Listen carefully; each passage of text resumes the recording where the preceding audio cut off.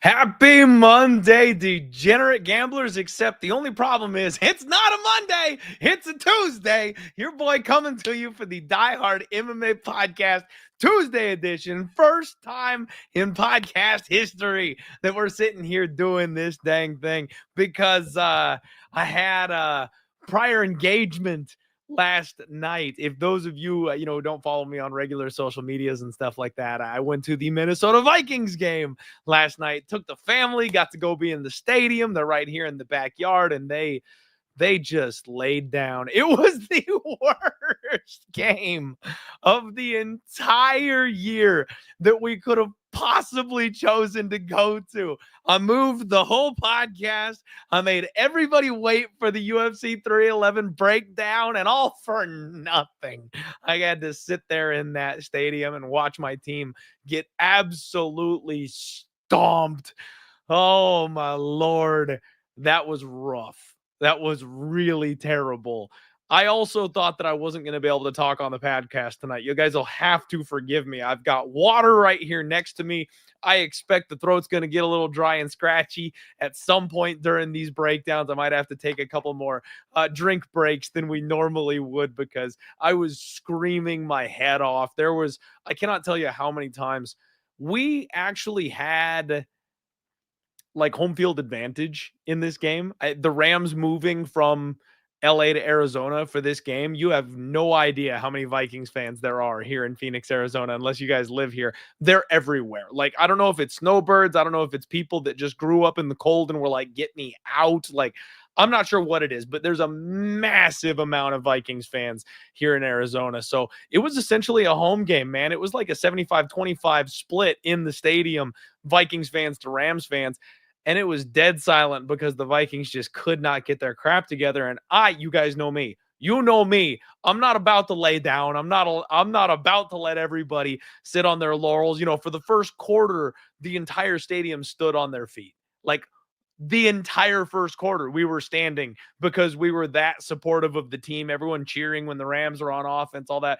And then it started to die down because we realized kind of what was going on. You could see the air just kind of coming out of the fans, and I wasn't having it. So we're talking third quarter. It looks hopeless. Everyone's sitting back munching on their food, and your boy stood up and started screaming until the rest of the crowd got back on their feet and started cheering on the Vikings. So I did the whole thing on, put them on my back and tried to lift them as much as I could. It didn't work. It didn't work. The crowd joined me. We got back up. We cheered. We yelled.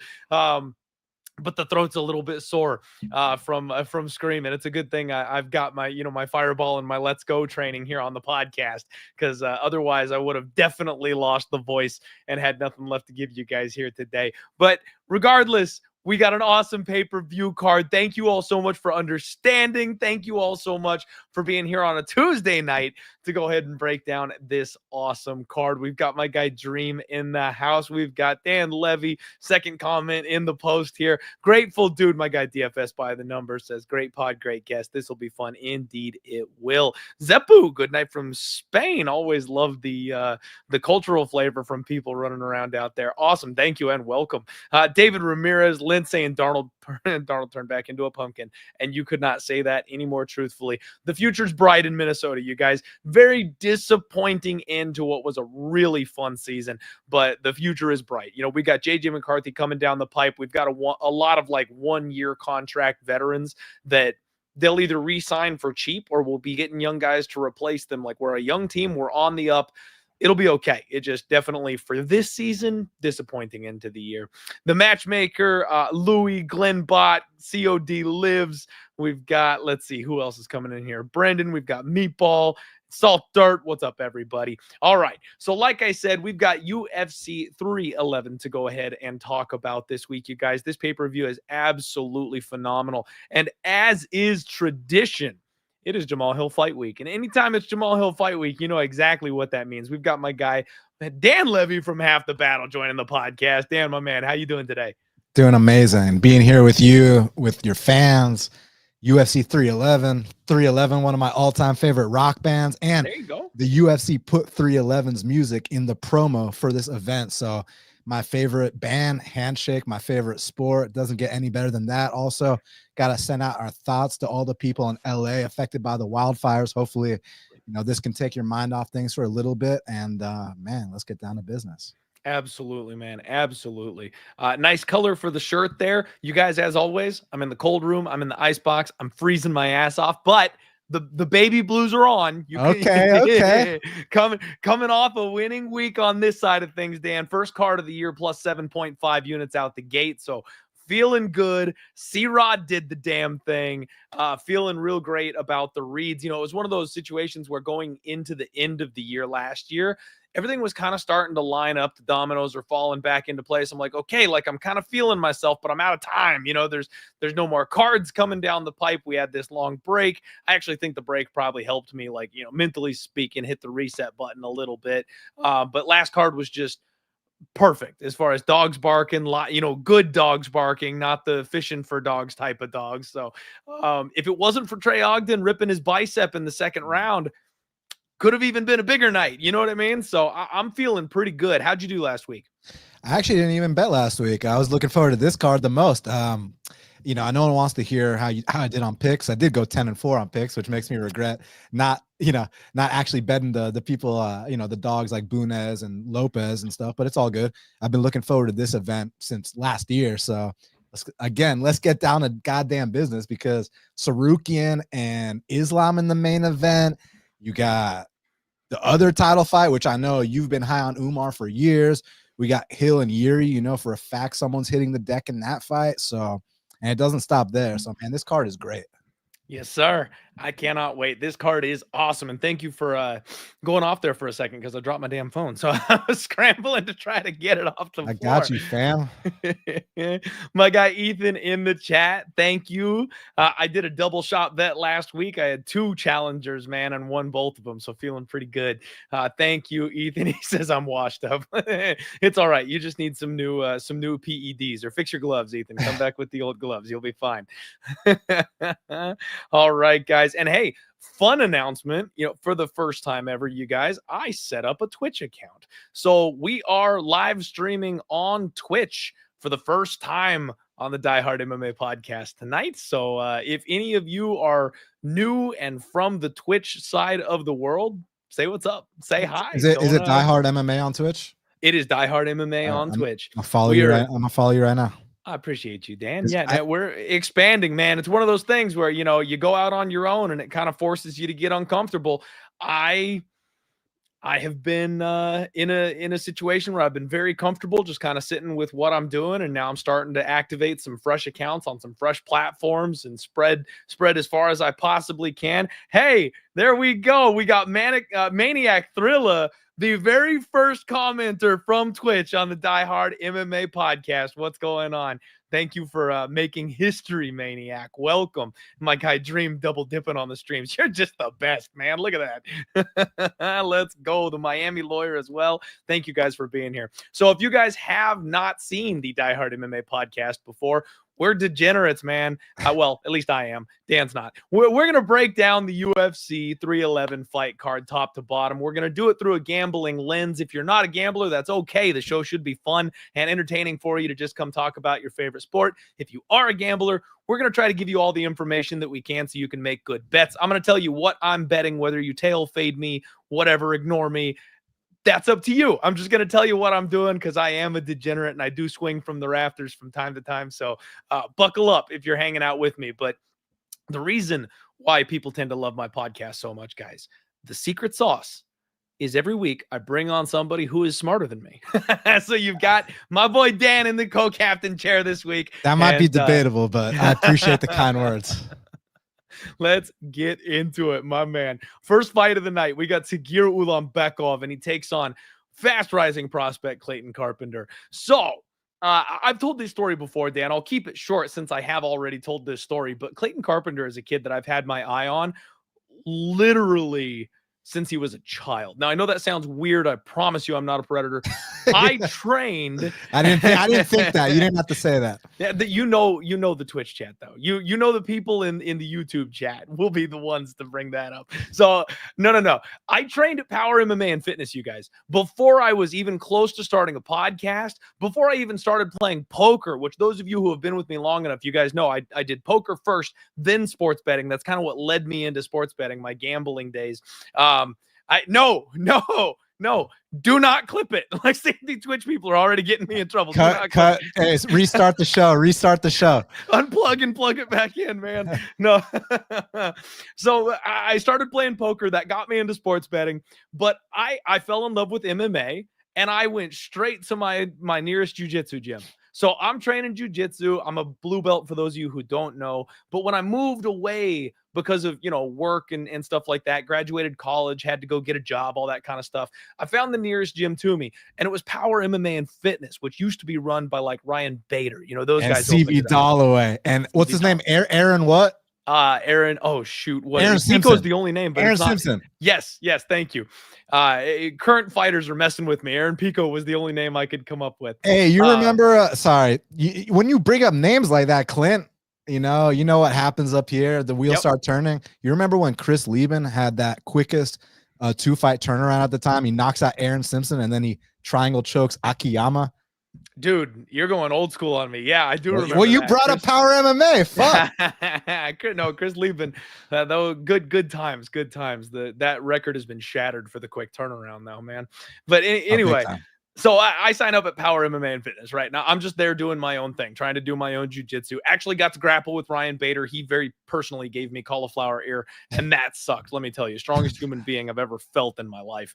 But this kid is walking around, and he's got this swagger about him. And I told you guys this was going to be the short version. Sorry, it turned into the long version. He's got this swag about him, and all like the pros are like putting their arms around him, patting him on the back, like treating him like he's royalty. It's like, who the hell is that? And then you watch him go train for a little bit.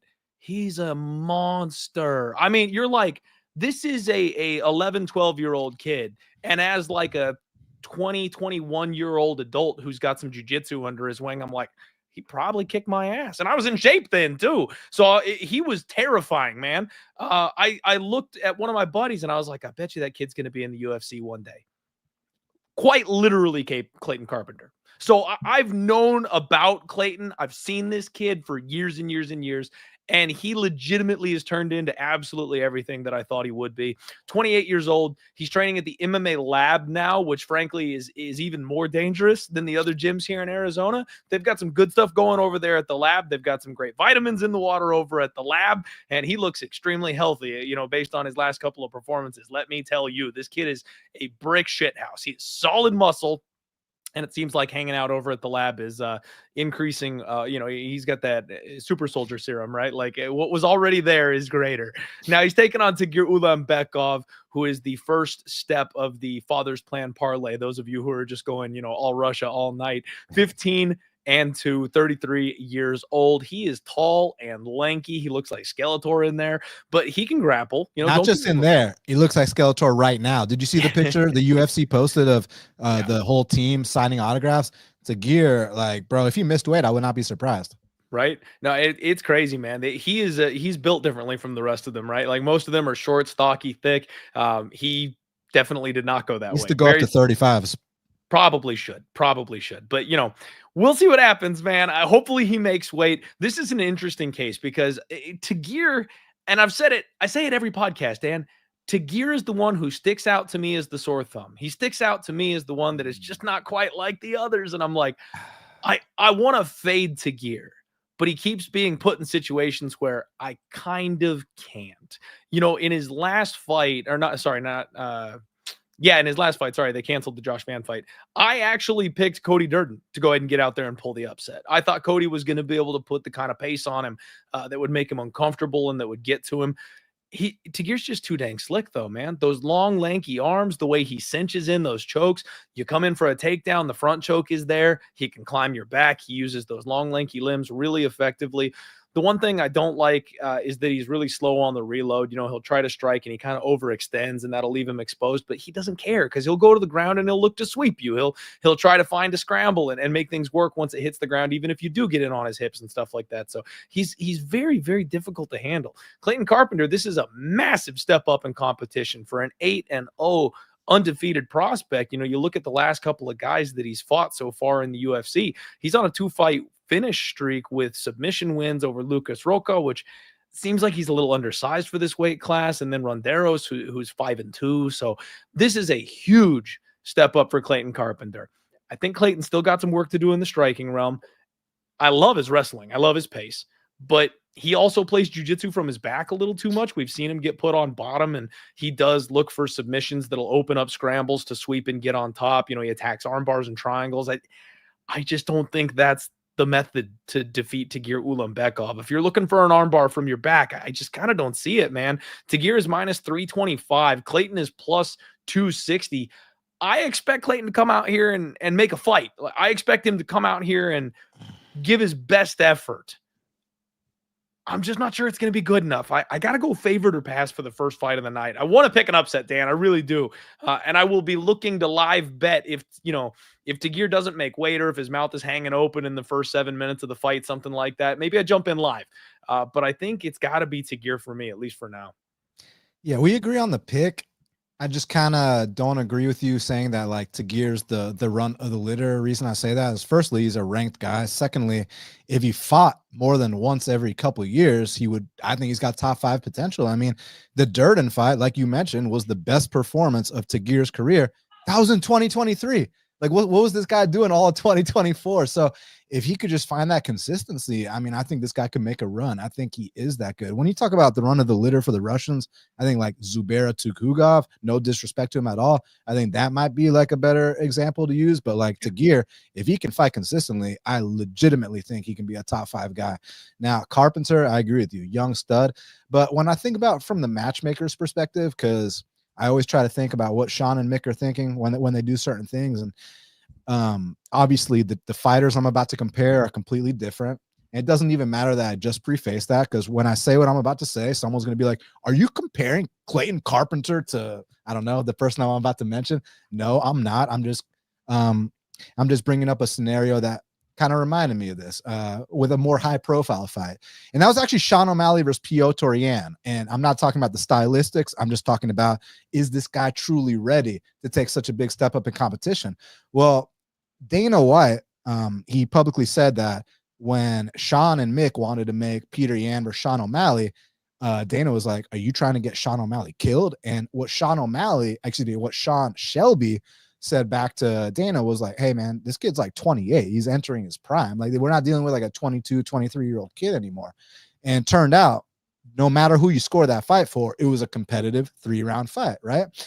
And here, Carpenter, he's also 28. He's going to be 30 before you know it. This is not some 22-year-old kid. I know he's had less than 10 pro fights, but if you watch the Chairez fight he had on Contender Series, which first of all was a great fight for the kid, because it was the first time he ever got hit in a fight. It was the first time he had to overcome adversity. He got busted up. He got a black eye. He had to really go through some stuff. It seems like Chairez, he might not win every fight, but he fights every fight. Look at that Josh Van fight. Look at that Tatsuro Taira fight. Like, Chairez gives legitimate dudes a tough time. And I felt like that was a big step in the right direction for Clayton Carpenter to get past that test, overcome adversity, then goes to the UFC, runs through the first 2 guys. Now, with that said, he has been taken down by those first 2 guys who are much lower level, but the fight doesn't just end because you got taken down. This guy's scrambling, throwing up subs, getting back up to his feet, whatever the case may be. So I think he can compete here. But like you said, Tagir is a big step up in competition. Tagir's seen different levels of the sport. Tagir is coming into the UFC having really tough fights with Bruno Bulldog, really tough fights with Alan Nascimento. Then he gets his confidence after that Tim Elliott fight where, like, he kind of proved, despite it being a loss, he kind of proved that like, hey, you can hang with these old school vets that like have every trick known to man. And as that fight progressed, I felt that Tagir really started putting it on Tim Elliott. And had that been 5 rounds, I think Tagir 100% would have won that fight. But since then, the Nate Maness fight just completely ran through him like it was nothing. And Nate Maness might not, you know, he might not have any special attributes that stick out, but he's a tough out. And he's also a big 25er. And Tagir just handled it like it was nothing. And then Cody Durden, he's known for being a bigger flyweight. And Tagir was towering over this man. Now, I know there might be a little speculation about maybe using IVs. I know if you watch the weigh-in, maybe you see a little Band-Aid on his vein. But you listen, man, fights don't get, you know, a fight might get overturned to a no contest later, but that doesn't do shit for your bet. So I don't give a fuck about that. Listen, I just think that Tagir is slightly ahead of Clayton Carpenter, but I need Tagir to come out here. Look, it's been over a year since he's fought last, and this weight cut is just like when I heard Khabib and Islam talking about it, like they all have tough cuts, but like this dude, they have to like keep him away from everybody. Like he has to be isolated because his weight cut is just ridiculous. So that's my concern, but skill for skill and experience for experience, Tagir. And I was interested at minus 225, but I missed the line. Now it's minus what, 325. So yeah, I'm not gonna force a bet. I'm just gonna pass and enjoy this one. All right. Hey, you and me are in the same boat, man. For the sake of the show, I'm picking Tagir. The wider this line gets, you know, eventually there is that critical tipping point where, you know, maybe we get a little interested on a Clayton Carpenter decision prop or something like that. Because frankly, I can't see him finishing Tagir. I could see him like forcing a split and making this fight very close, you know, something to that effect. We'll see, though. One thing I've been looking at, Dan, is on DraftKings, they offer like the spread bets where you're getting like the plus 3.5 spread and stuff like that. That's been a very popular thing, and people have been doing real well with it because you don't have to outright win the fight with the underdog. If you get that 29-28 decision, that's enough. Like you'll be able to squeeze in there with that. But situations like Roman Hopalov and Chris Curtis last week, that 1 second final stoppage, Tagir is the kind of guy that can sync up a choke if you slow down or you just give him the barely wrong position. So generally speaking, I kind of like the plus 3.5 here. The numbers aren't out yet on Clayton Carpenter. I'll be interested to see what it drops at because I could be talked into a plus 3.5 on Clayton, but I also would be a little bit worried about, you know, a ninja choke or something like that at the end of the second round. Yeah, it'll be good. And with Clayton, you know, a kid who's had less than 10 pro fights, we'll talk about it with this kid coming up, Zach Reese. Like, you're going to be seeing these big leaps every single time he fights. And now that he's got that consistency, he's won inside the UFC's octagon twice, plus the Contender Series win. His confidence has to be sky high coming in here. And knowing that even the fact that the UFC are giving you this opportunity this early in your career. But then again, like I was telling you with the Talk between the matchmakers and Dana, they might feel like, hey, he's 28 right now. He's entering his prime. Maybe he's ready. So let's find out. Absolutely. And you know what, man, I got to tell you, I always feel like there's one fighter on every spotlight card that the UFC is ready to lose. Like, you know, when we do the Asian themed cards and, you know, I've got a bunch of -5 now, that doesn't ever work out for them because the Asian fighters just at a different level. They're not quite ready. It doesn't seem like it, but you know what I mean? Like they always try to pack a card for certain spotlights, but there's always one that just kind of sticks out like a sore thumb that you're like, yeah, I don't know if he's supposed to win this fight. Like this is kind of that one where it's like, I think they've stacked the deck for the most of this card, but if there was one prospect that they were like, you know, maybe build this kid off of this fight instead, it'd be Clayton. So I'm interested, man. I'm interested, but we've waxed poetic enough on this fight here. Let's go ahead and keep it rolling. My boys, Chronic Combat in the house. Thank you guys for hanging out. Much love to those two. I love those guys. Absolutely. They're awesome. They're a fun duo. All right. We've got Ricky Tercios, and he welcomes back Benardo Sopaj. Okay. If you guys are like, Benardo Sopaj, I know that name. Mm. This is the guy who got killed in the third round by Lock Dog. You know Lock Dog, you know, KO of the year contender. This guy has been winner on Half the Battle. Yeah, on Half the Battle, the winner, correct. He's been on an absolute tear in the UFC.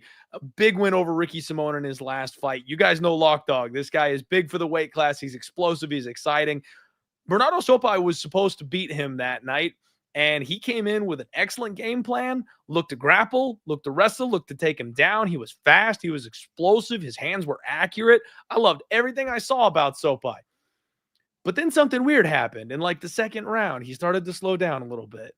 And then in the end of the second round, he got beat up a little bit. And then in the third round, his coaches, between rounds, his coaches are going, he's tired too. He's tired too. You got to get out there, go get him.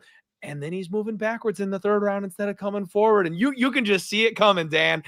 As the minutes tick on by, you're like, oh no, like this, he could have had a TKO stoppage in the second round if he had just thrown, another little flurry of punches. Maybe if he has a different referee in the cage with him, he gets a TKO victory. It was that close to him getting a stoppage win over this man. But because the fight got extended, because they let him survive, he kind of adrenaline dumped, and it cost him big. He got KO'd flat in the third round. One of those scary ones where they kind of don't move for a little while. So I'm a little concerned about Sopaj. Anytime a fighter, it's either really young fighters, Dan, or really old fighters. When they come off a KO loss like that, I'm curious how they're going to come back. Because some of them never come back the same. If they're young and it takes all their confidence away, that's a problem. If they're old and now they're scared of, their chin being gone and done, that's also a problem, so it's a situation where I really like Sopaj. I really like what I saw in his UFC debut. I think this kid is going to be good. I think he's going to be tough. I think he's got a future. I'm just a little worried about how that last fight ended. Now, Ricky Turcios, 12-4. He is 31 years old. And, I've never been super big on Ricky Turcios. He's kind of a poor man's Tony Ferguson. You know what I mean? He's all don't ever disrespect the legend by comparing this extremely poor man's. I mean, pockets turned out. When you stomp on the ground and scream and not throw punches, don't compare him to a legend, please. That's fair. That's fair, man. He set the record for air punches, right? Like this guy, he was so afraid to engage with Amin Zahabi that he just stayed out of range and threw everything he could to take the seconds away along on that clock. He's 2-2 in the UFC. Both those wins, Dan, are by split. I mean, it's like you're only barely skating by in your victories, and it's against a guy like Kevin Natividad, where I'm a fan. I don't want to say anything badly about Kevin, but that's not a great win to be hanging your hat on in the UFC. And then Raul Rosas Jr. just absolutely diced him. Mana Martinez absolutely diced him. Yeah. I don't have a lot to say great about Ricky Turcios, frankly. I think he's going to get his walking papers sooner than later. And I think the UFC is trying to get Sopaj back on track on this one, man. I'm a little bit nervous about Sopaj, but frankly, if there was ever a guy that wasn't going to hit you hard enough for it to matter, it'd be Ricky Turcios. So minus 300 on Sopaj makes sense to me. He'll be able to take this guy down. The one thing you got to worry about, Ricky Turcios does scramble relatively well. I believe he's a black belt. I don't think he's like a super high level one, so Sopaj should be okay, but that would be the threat, right? Like that's the way Turcios wins this fight, is catching something off of his back. Other than that, though, it's kind of Sopaj however he wants, in my opinion. Yeah, I'm not worried about the knockout loss to Lockdog. Lockdog is a bona fide knockout artist. Like that's what this man does, and I think Lockdog is on a upwards trajectory towards the top 15, whereas like you said, Turcios is on a trajectory towards the NFC. So I'm not worried about that at all.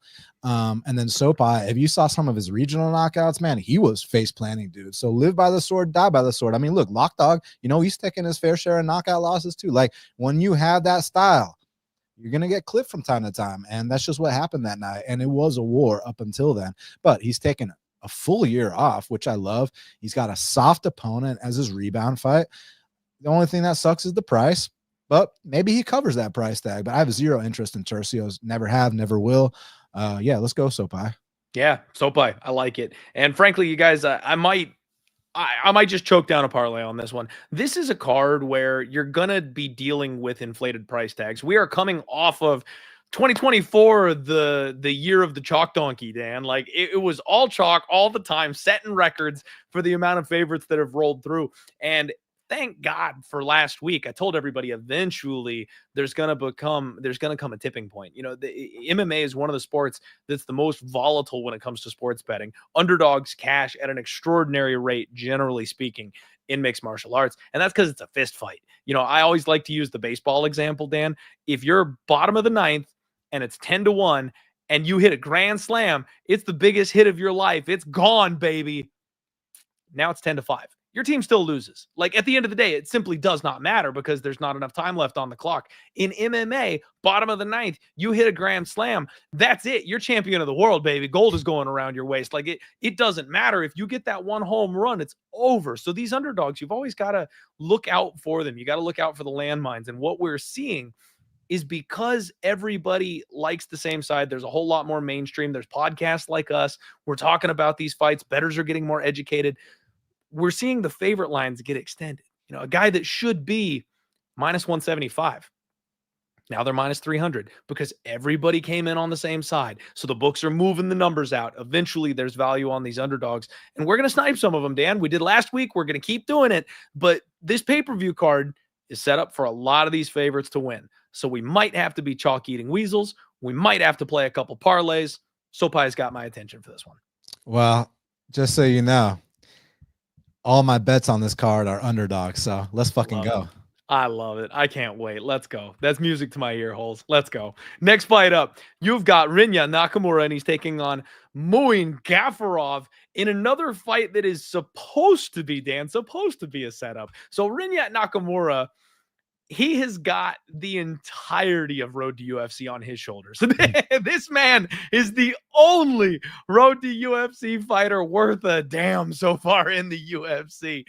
9-0, 29 years old, wrestling standout, incredibly explosive. I mean, everything he does, ground and pound, overhand rights, double legs, it's all just crazy power and explosion. But he's getting to the UFC level, and suddenly he's not taking these guys out quite so easily. There is a physicality and a levels difference to this game when you move from the Asia market over to the United States and Brazil and the rest of the world. They're just not quite there yet, man. The UFC is trying to grow these guys, and you can tell they're hanging their hat on Rinya, but he's kind of losing that ability to finish in his last couple of fights. Now, fighting decent competition will do that to you. I think he'll eventually kind of get it coming back around, and he'll be okay.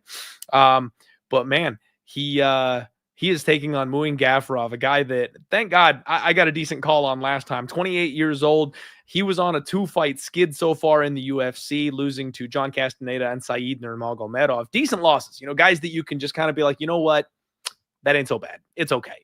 He's a powerhouse himself. He likes to come in there and slug it out. He's very tough to take down. He's got strong hips. He's got that little soul patch of back hair on his back. I think that's where he keeps his true powers, back there. So it's like Samson. You're not allowed to shave it. You got to keep just the one little patch on the back there. He got his win over Kyung Ho Kang. We cashed a ticket on that one that night, so that felt really good. But now that he got his token win, now that he's not going to go 0-3 and get cut, UFC is setting him up with Rinya Nakamura, hoping that maybe he's going to get a little out physical, a little out wrestled, keep this kid rolling. That's the tinfoil cap, man. That's my expectation of what the UFC is looking for here in this fight. I'm not sure Moicano is going to go down the way that they want him to, though. I like the guy's tenacity. I like the way he bites down and swings. I do think he can overswing and get caught, and if he gets caught in a scramble, Nakamura is going to be able to find his way to dominant positions, take him down, mat return him. This guy was an Olympic hopeful. If he didn't go the MMA route, like this guy could have been wrestling for Japan, right? So yeah, you gotta mention that part. Yeah, for Japan, for Japan, but still, yeah, he would have still Olympics, but hey, Olympics is Olympics. Okay, that's like right, bronze medal in the Olympics. I'm not gonna shit on Wait, did you get that? You got a bronze? No. I'm just saying, like, if you're in the Olympics, but you didn't get a gold medal, like, we still can't make fun of you. Oh yeah, of course, that kind of thing. So, yeah. I think Rinya Nakamura is going to find his way to a win here, whether by hook or crook. I don't like the line minus 500, man, 5-1. Moicano is the kind of guy that I like as a live dog. I like the way he hits. I like his durability. I don't think Rinya is dangerous enough with his submission skills yet to be able to tap him out. So maybe a Rinya decision is going to be my prediction. What do you make of this fight, Dan? What do you got going there? So I got a short and sweet breakdown for this fight, but I want to say one quick thing on the last fight with Carpenter that I completely forgot to say. Just a quick little tidbit. So I mentioned that Edgar Shires fight, which is amazing. But if you go on Contender Series and you watch that Edgar Shires fight, go back to the pre-fight talk and listen to what Carpenter sounded like. Dude, he straight up sounds like a cold-blooded psychopath. Literally reminded me of Rory McDonald. when he first came into the UFC. If y'all go check out that pre-fight interview on Contender Series, you'll see exactly what I mean. But back to this, Gafarov and Rinya. I think Gafarov's a really solid fighter. Honestly, I think technically speaking, he's good everywhere. My big issue with Gafarov is he doesn't have that physicality or that athleticism, and at the UFC level, let alone in this weight class.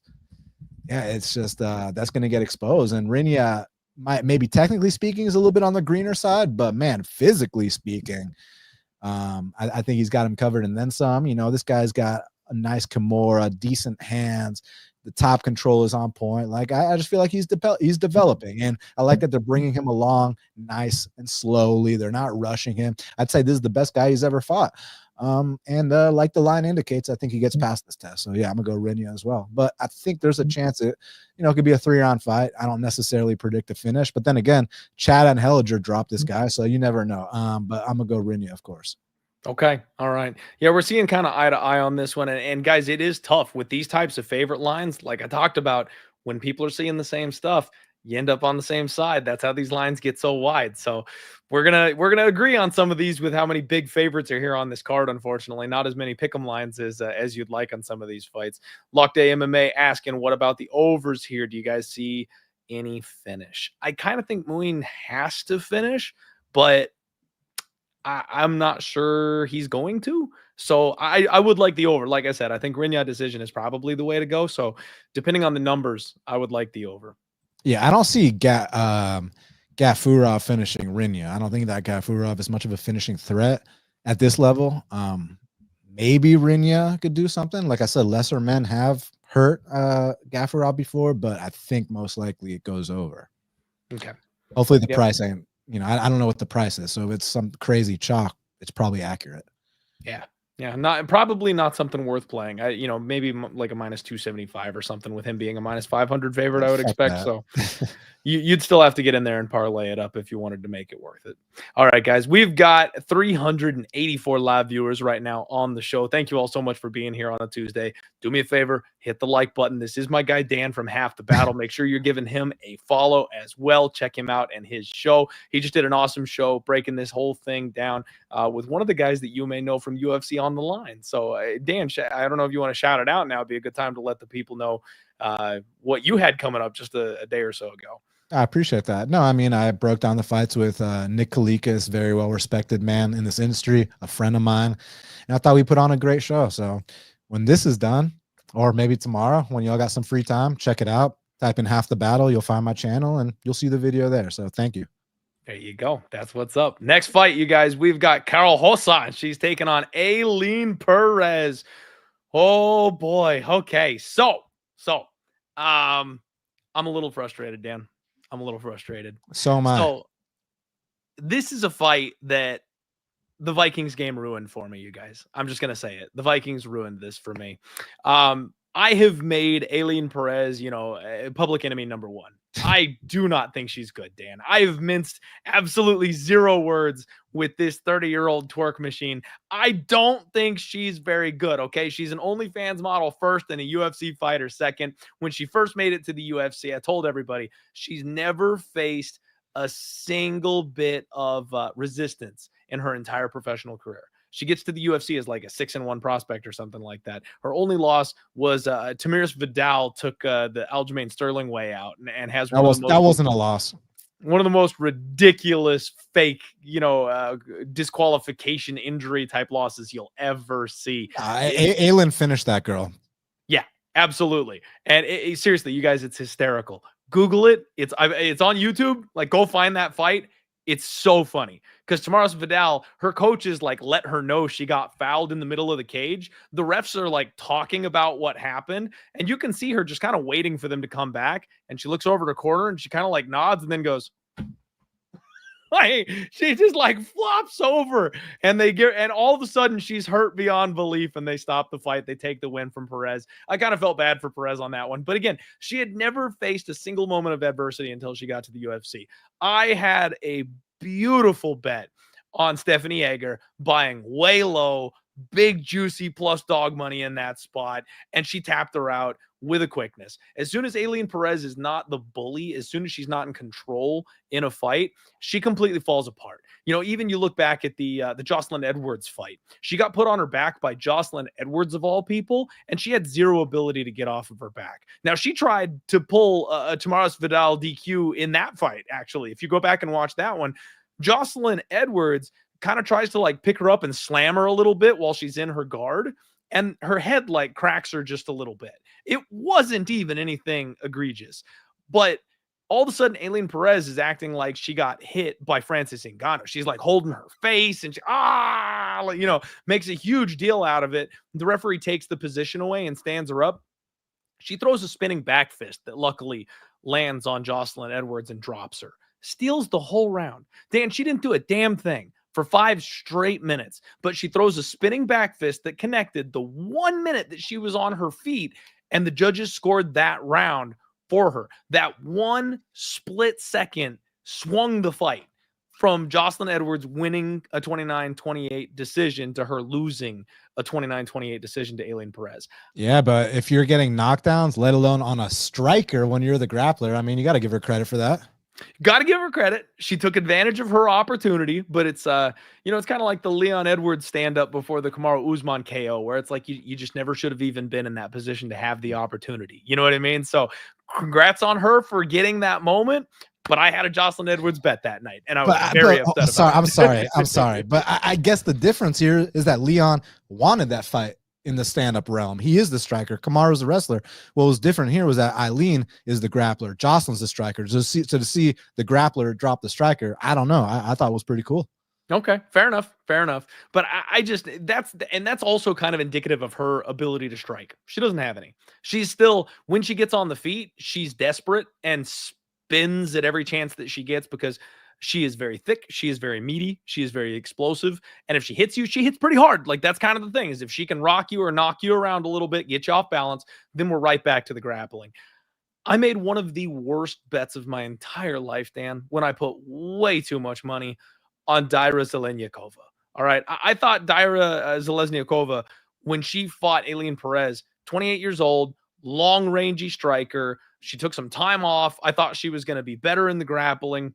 I don't even want to talk about it anymore. She got absolutely washed in that fight. It was over, and it was over in a hurry. I looked like an absolute idiot. I'm not afraid to put my money in spots where, I'll look stupid, but that was like rolling a natural 1 on a D20 dice, right? Like it couldn't have gotten any worse for me in that fight. And especially with Aileen Perez missing weight coming into that last fight, I didn't think it was going to be an advantage. I thought she was going to be, struggling a little bit, but she's a pretty good actor. Looks like that might have been, intentional, or if it was intentional, it may not have affected her. And she did a good job of pretending that it did. So I got completely wamboozled. But this is the spot where they booked this one up, and I went, this is my moment.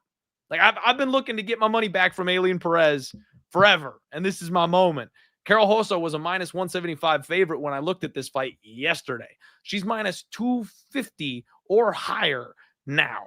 Carol Hossa, 18-6. She is 30 years old, and she is just an absolute handful everywhere you go, man. She's got a very not impressive looking record in the UFC. She's kind of alternating wins and losses. 4 wins, 3 losses, that kind of thing. But like, she's giving Irene Aldana hell on the feet. She's going toe to toe with Norma Dumont. Like she's fighting her ass off against some of these title challengers. And when she does get a step down in competition, the Piani Kenzad, the Lena Landsbergs, like she does what she needs to do and she wins those fights. She's got a nasty calf kick on her. She puts up crazy amounts of volume. In her last 2 fights, I think it's like 147 significant strikes and then like 204 significant strikes over her last 2 fights. She's a volume machine. I don't think that Aileen Perez is going to be able to bully Carol Hossa the way she has her previous opponents. And that's really the key here, because if she's not bullying in the grappling, I don't know where else she wins the fight. I wish I had gotten in at the minus 175 price tag. The number has moved drastically. And now I might have to parlay Carol Hossa if I want to play her, because she's minus 250 at this point. There might still be a little meat on the bone there, Dan, if we're being honest. There might be. I've always said Aileen Perez will look for the door if you give her the opportunity to. And if this fight gets to round 3, I know Carol Hossa is going to turn it up and start chopping at that calf. I'm not sure Aileen Perez is going to want to hang around if that starts happening. I could see a late finish. from Carol Hosa if she really puts her foot down on the gas. I just hope she doesn't get silly and start grappling with this chick, because that's what Ailin Perez wants to do, and that would be her path to victory. Yeah, I mean, you talk about Ailin Perez only having the path of victory of getting to the ground, but you got to mention, well, what if Carol can't keep it standing? I mean, because keeping it standing is her only path to victory. I highly doubt Carol Hosa is going to be taking this girl down and getting top control. So it's pretty binary. Clint, let me ask you a little bit of trivia. If you had to guess which fighter at UFC 311 I've lost the most amount of money on, who do you think it would be? Just take a wild guess. Well, since we're talking about this fight, I'll assume that it's one of these two. I mean, I'll say, you know what? I'll say it's Carol Hosa. It is Carol Hosa. You know why? Because just like, what was the biggest attribute you mentioned about her that we love? The volume, right? Mm-hmm. Like, she's put up fucking stupid numbers. I mean, those first couple of UFC fights, over 100 significant plus, then that one against Irene, 200, that's like unheard of. But firstly, I think she's very one-dimensional. Secondly, I don't know what it is, but she lets these fights slip away.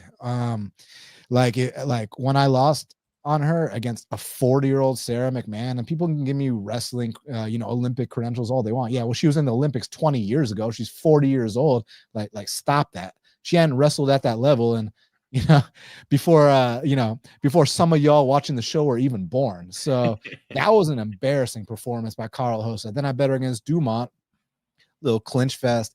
Just doesn't do enough. And then I bet her against Irene, and it's looking like, okay, we're picking this girl apart. Her leg's about to explode. Like, just give me one more round of this and we win.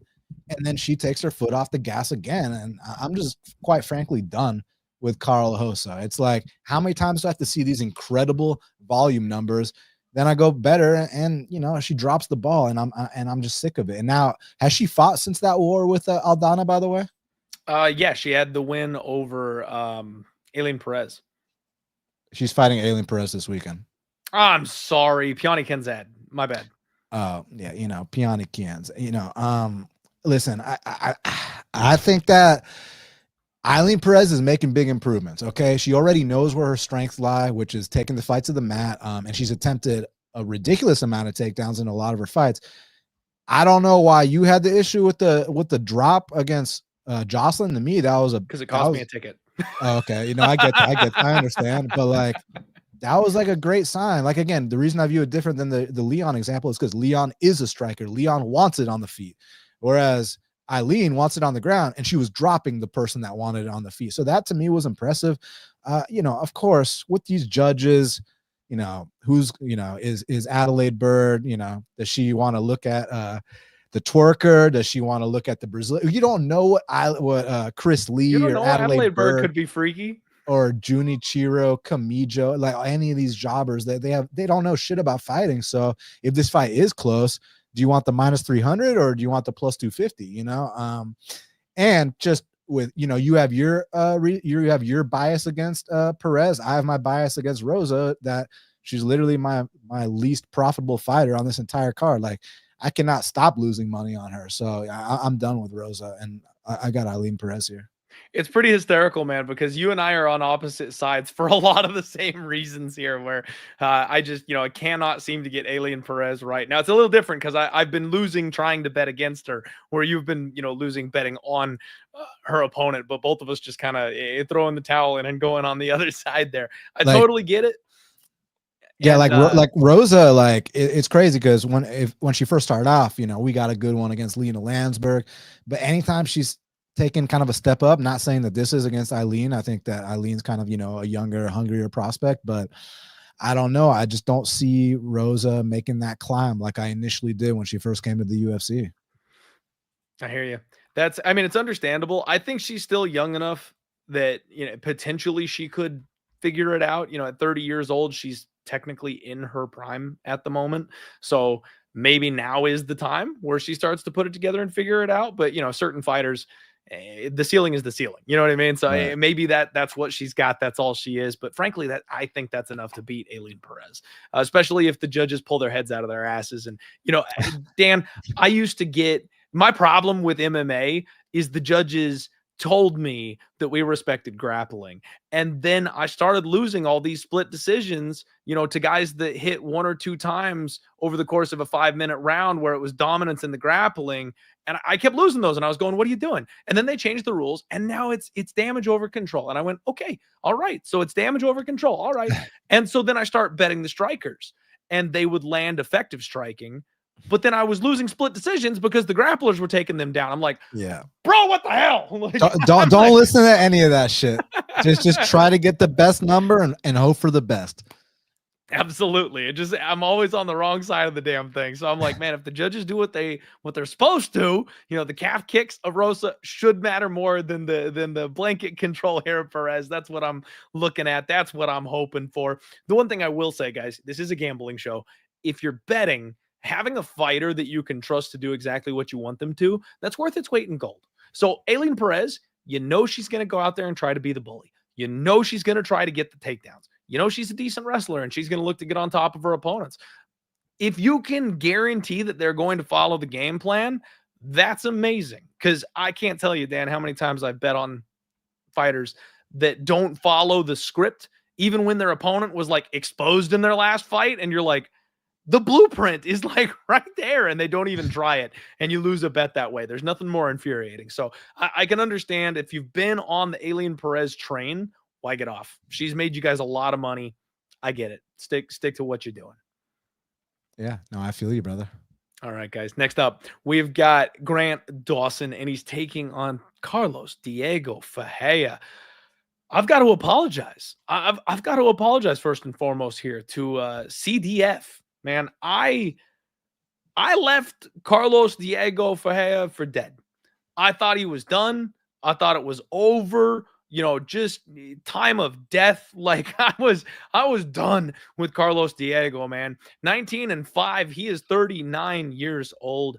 He was on a really bad 3-fight skid where, and I say really bad, but I mean, it's not like he was losing to bad people, but it looked bad. Like it was so visually off. Like he loses a split to Benny, who is just always the bridesmaid. That's not great. He gets TKO'd by Gregor Gillespie. I didn't like that at all. Wait, hold on. That fight was fucking sick. Come on now. Yeah, but I mean, like as far as like his future projection, I'm like, I wasn't into the result there. And then the one that really got me though, Dan, was the Gamrot fight, because he was looking fine in that fight. He was keeping pace with Gamrot. He was defending the takedowns. He was getting back up to his feet. And then the knee, just the random knee to the back. You're like, it doesn't look like it's going to do much. It's just kind of activity. Gamrot doesn't really hurt anybody. He blows a rib out or something like that from this little knee to the back. And you're like, knee. I don't know how little it was if it broke something. No, I know. In hindsight, but I'm like, man, CDF's getting old. Like, you know what I mean? Like you look at that in a run and you're like, he's old. It's over. He's washed. And then he reminded everybody against Michael Johnson. But even after he comes back and he ices Michael Johnson's my guy I can't get right. Michael Johnson's my guy that on his best night, he's championship caliber. On his worst night, he's being had by what's Conor McGregor's old training partner that sued him? Like Artem? Yeah, Artem, like on Artem, his worst night, he could be losing to Artem Lobov. Like you just never know who's showing up with Michael Johnson. So I made excuses. I'm sitting there and I'm like, I don't know if that was real. Like that could have just been Michael Johnson being Michael Johnson. So then he comes back and he gets Mateusz Rebecki. Now that's the one where I'm like, oh shit. Okay, like UFC saw the same thing I did, and they're like, let's get Mateusz a signature win here. Let's get him a name on his record. They went to war, and Carlos Diego did not shy away from that war, and Carlos Diego busted his face up, and it's getting late in the fight, man, and I'm thinking Carlos Diego is going to fall off a cliff at any time now. This guy's got gas tank problems, right? Like, he's going to fade.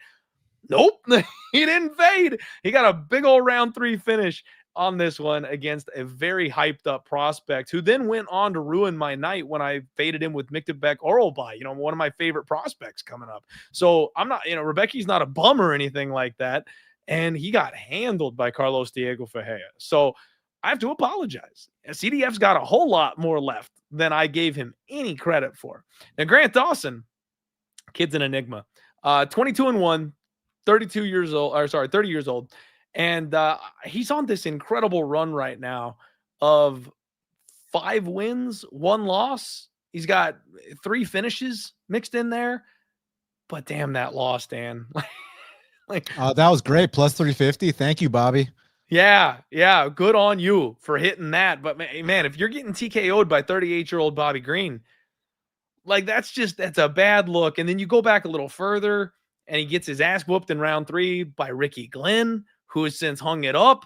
I mean, there's this weird thing about Grant Dawson that it looks like he's a cardio machine.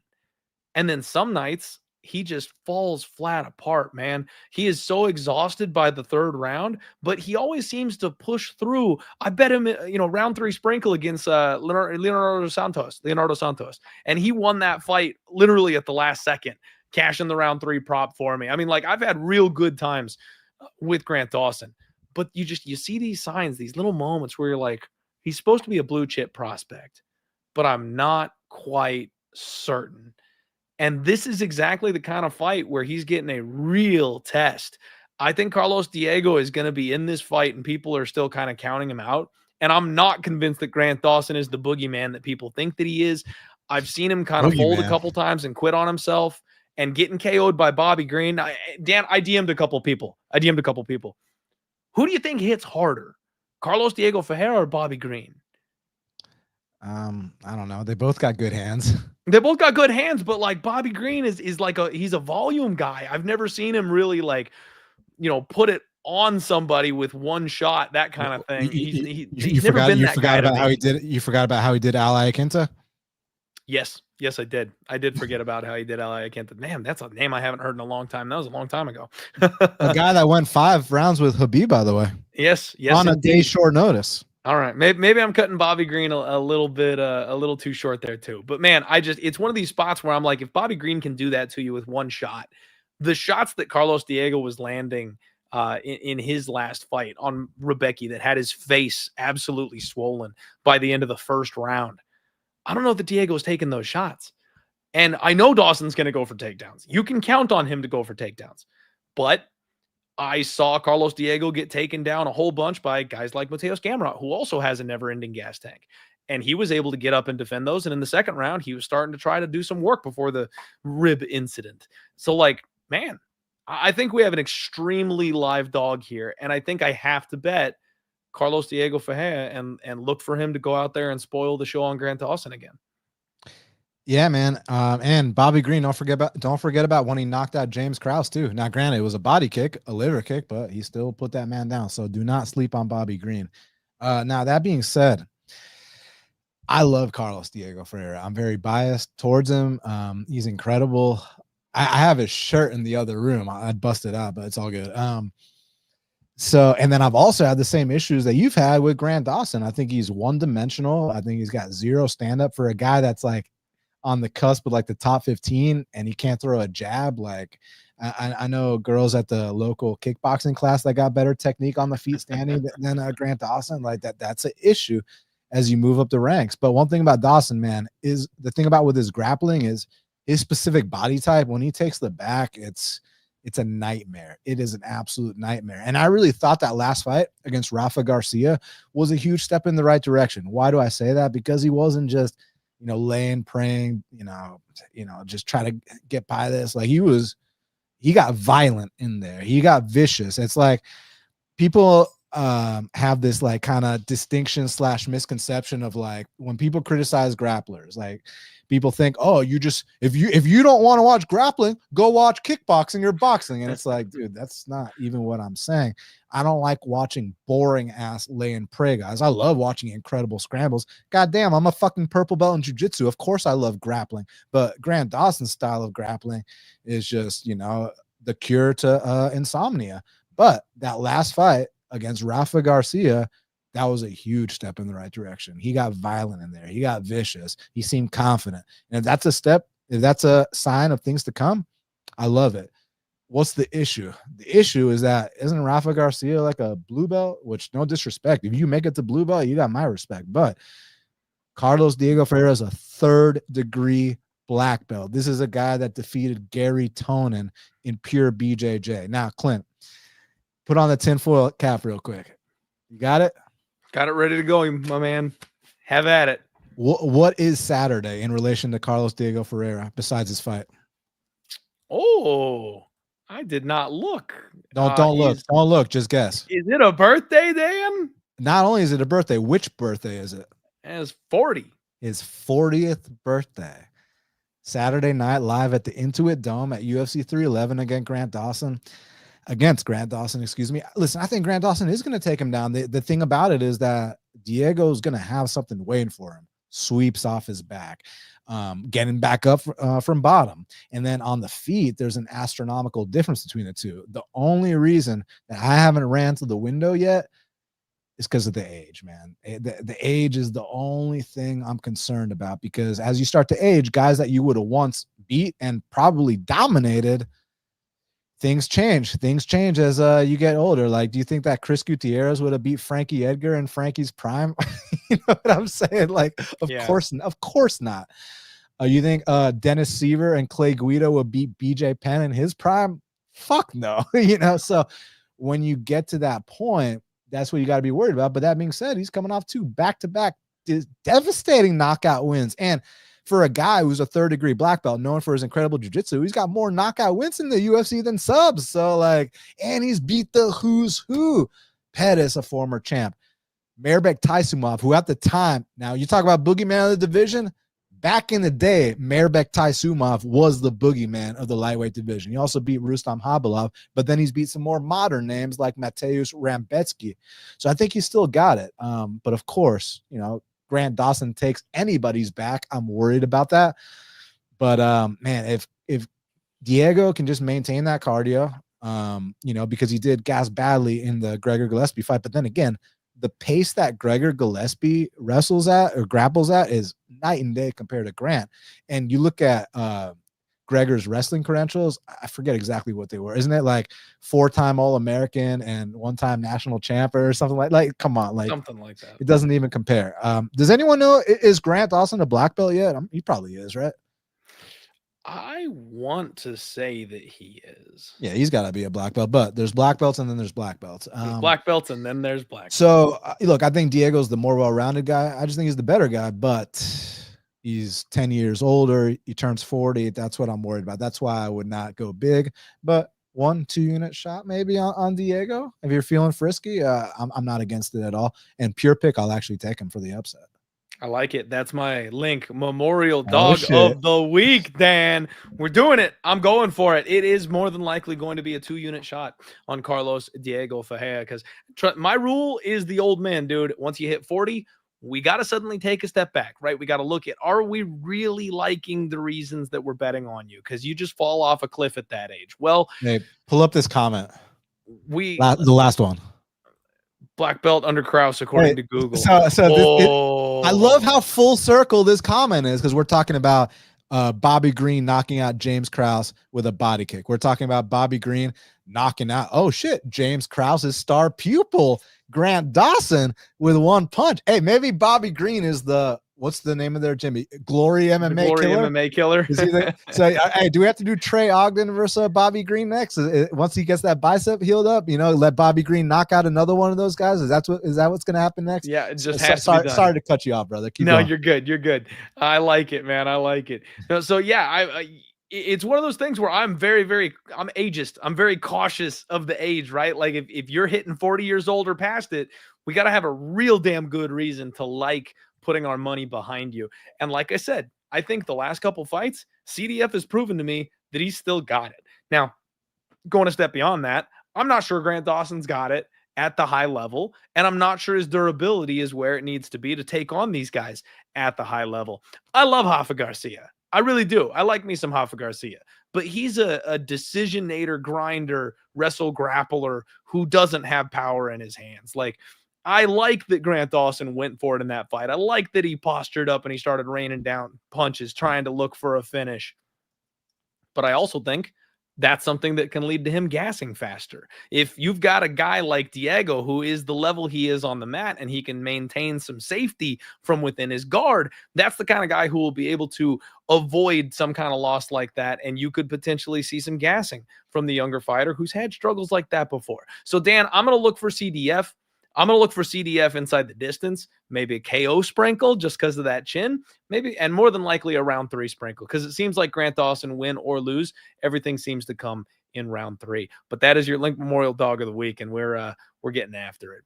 All right, man. Next fight up, we've got Zach Reese, and he takes on Azat Bekov. And I can save just a little bit of time here on this one, you guys, because frankly, I don't know Azamat, okay? I know him, I know of him, but I didn't have the chance to study him. This fight fell apart and came back together very recently. Reese was supposed to fight Cedric Dumas, and I know you were all going to groan and roll your eyes. You knew exactly where I was going. That fight should have been a pick'em at worst, you guys. Dumas was the easiest bet on the board. I am so upset that they took that opportunity from me. We'll never know. Hopefully they rebook it. We'll see what happens. Azat Bekov is 18-3. He's a massive stud. And Zach Reese is a guy, Dan, who I think is a fraud, and I think he's fragile, and he plays off. He's a round 1 merchant. You know what I mean? I think he's going to get smoked here. So that's all I got. If you've got more on this fight that you want to talk about, you go for it. I'll do some more research. I'll look up Azat and have a real opinion for you guys on the Friday show. I disagree with you. Ooh, big time.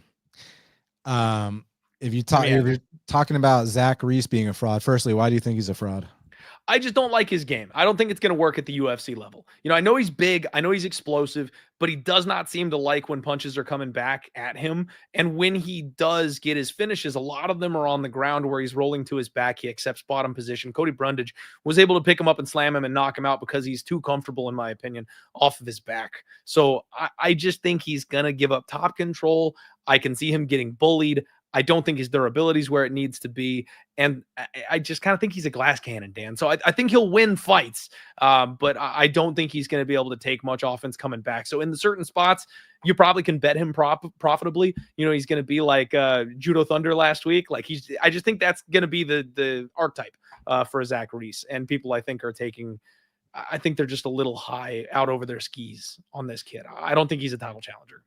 But title challenger, you're gonna be a title challenger to beat this Bekhoev guy. But let me give my analysis, because I literally just watched tape on this fight like an hour ago. So glad you did, because I got nothing. It's fresh in my mind. As far as Zach, the big criticism was all his finishes come in round 1. So we never saw what he looks like extended. And firstly, regarding your comment saying most of his finishes are on the ground, he definitely didn't finish Julian Marquez on the ground. He definitely hit him with a nasty uppercut and floored his ass. So he can finish fight standing too. Now the last fight against Medina, this dude went all 3 rounds, landed near 100 significant strikes, and got 5 takedowns. So that shows me he's fine in 3-round fights. Now you can bring up, well, Medina as a can. Yeah, but let me tell you something about Medina.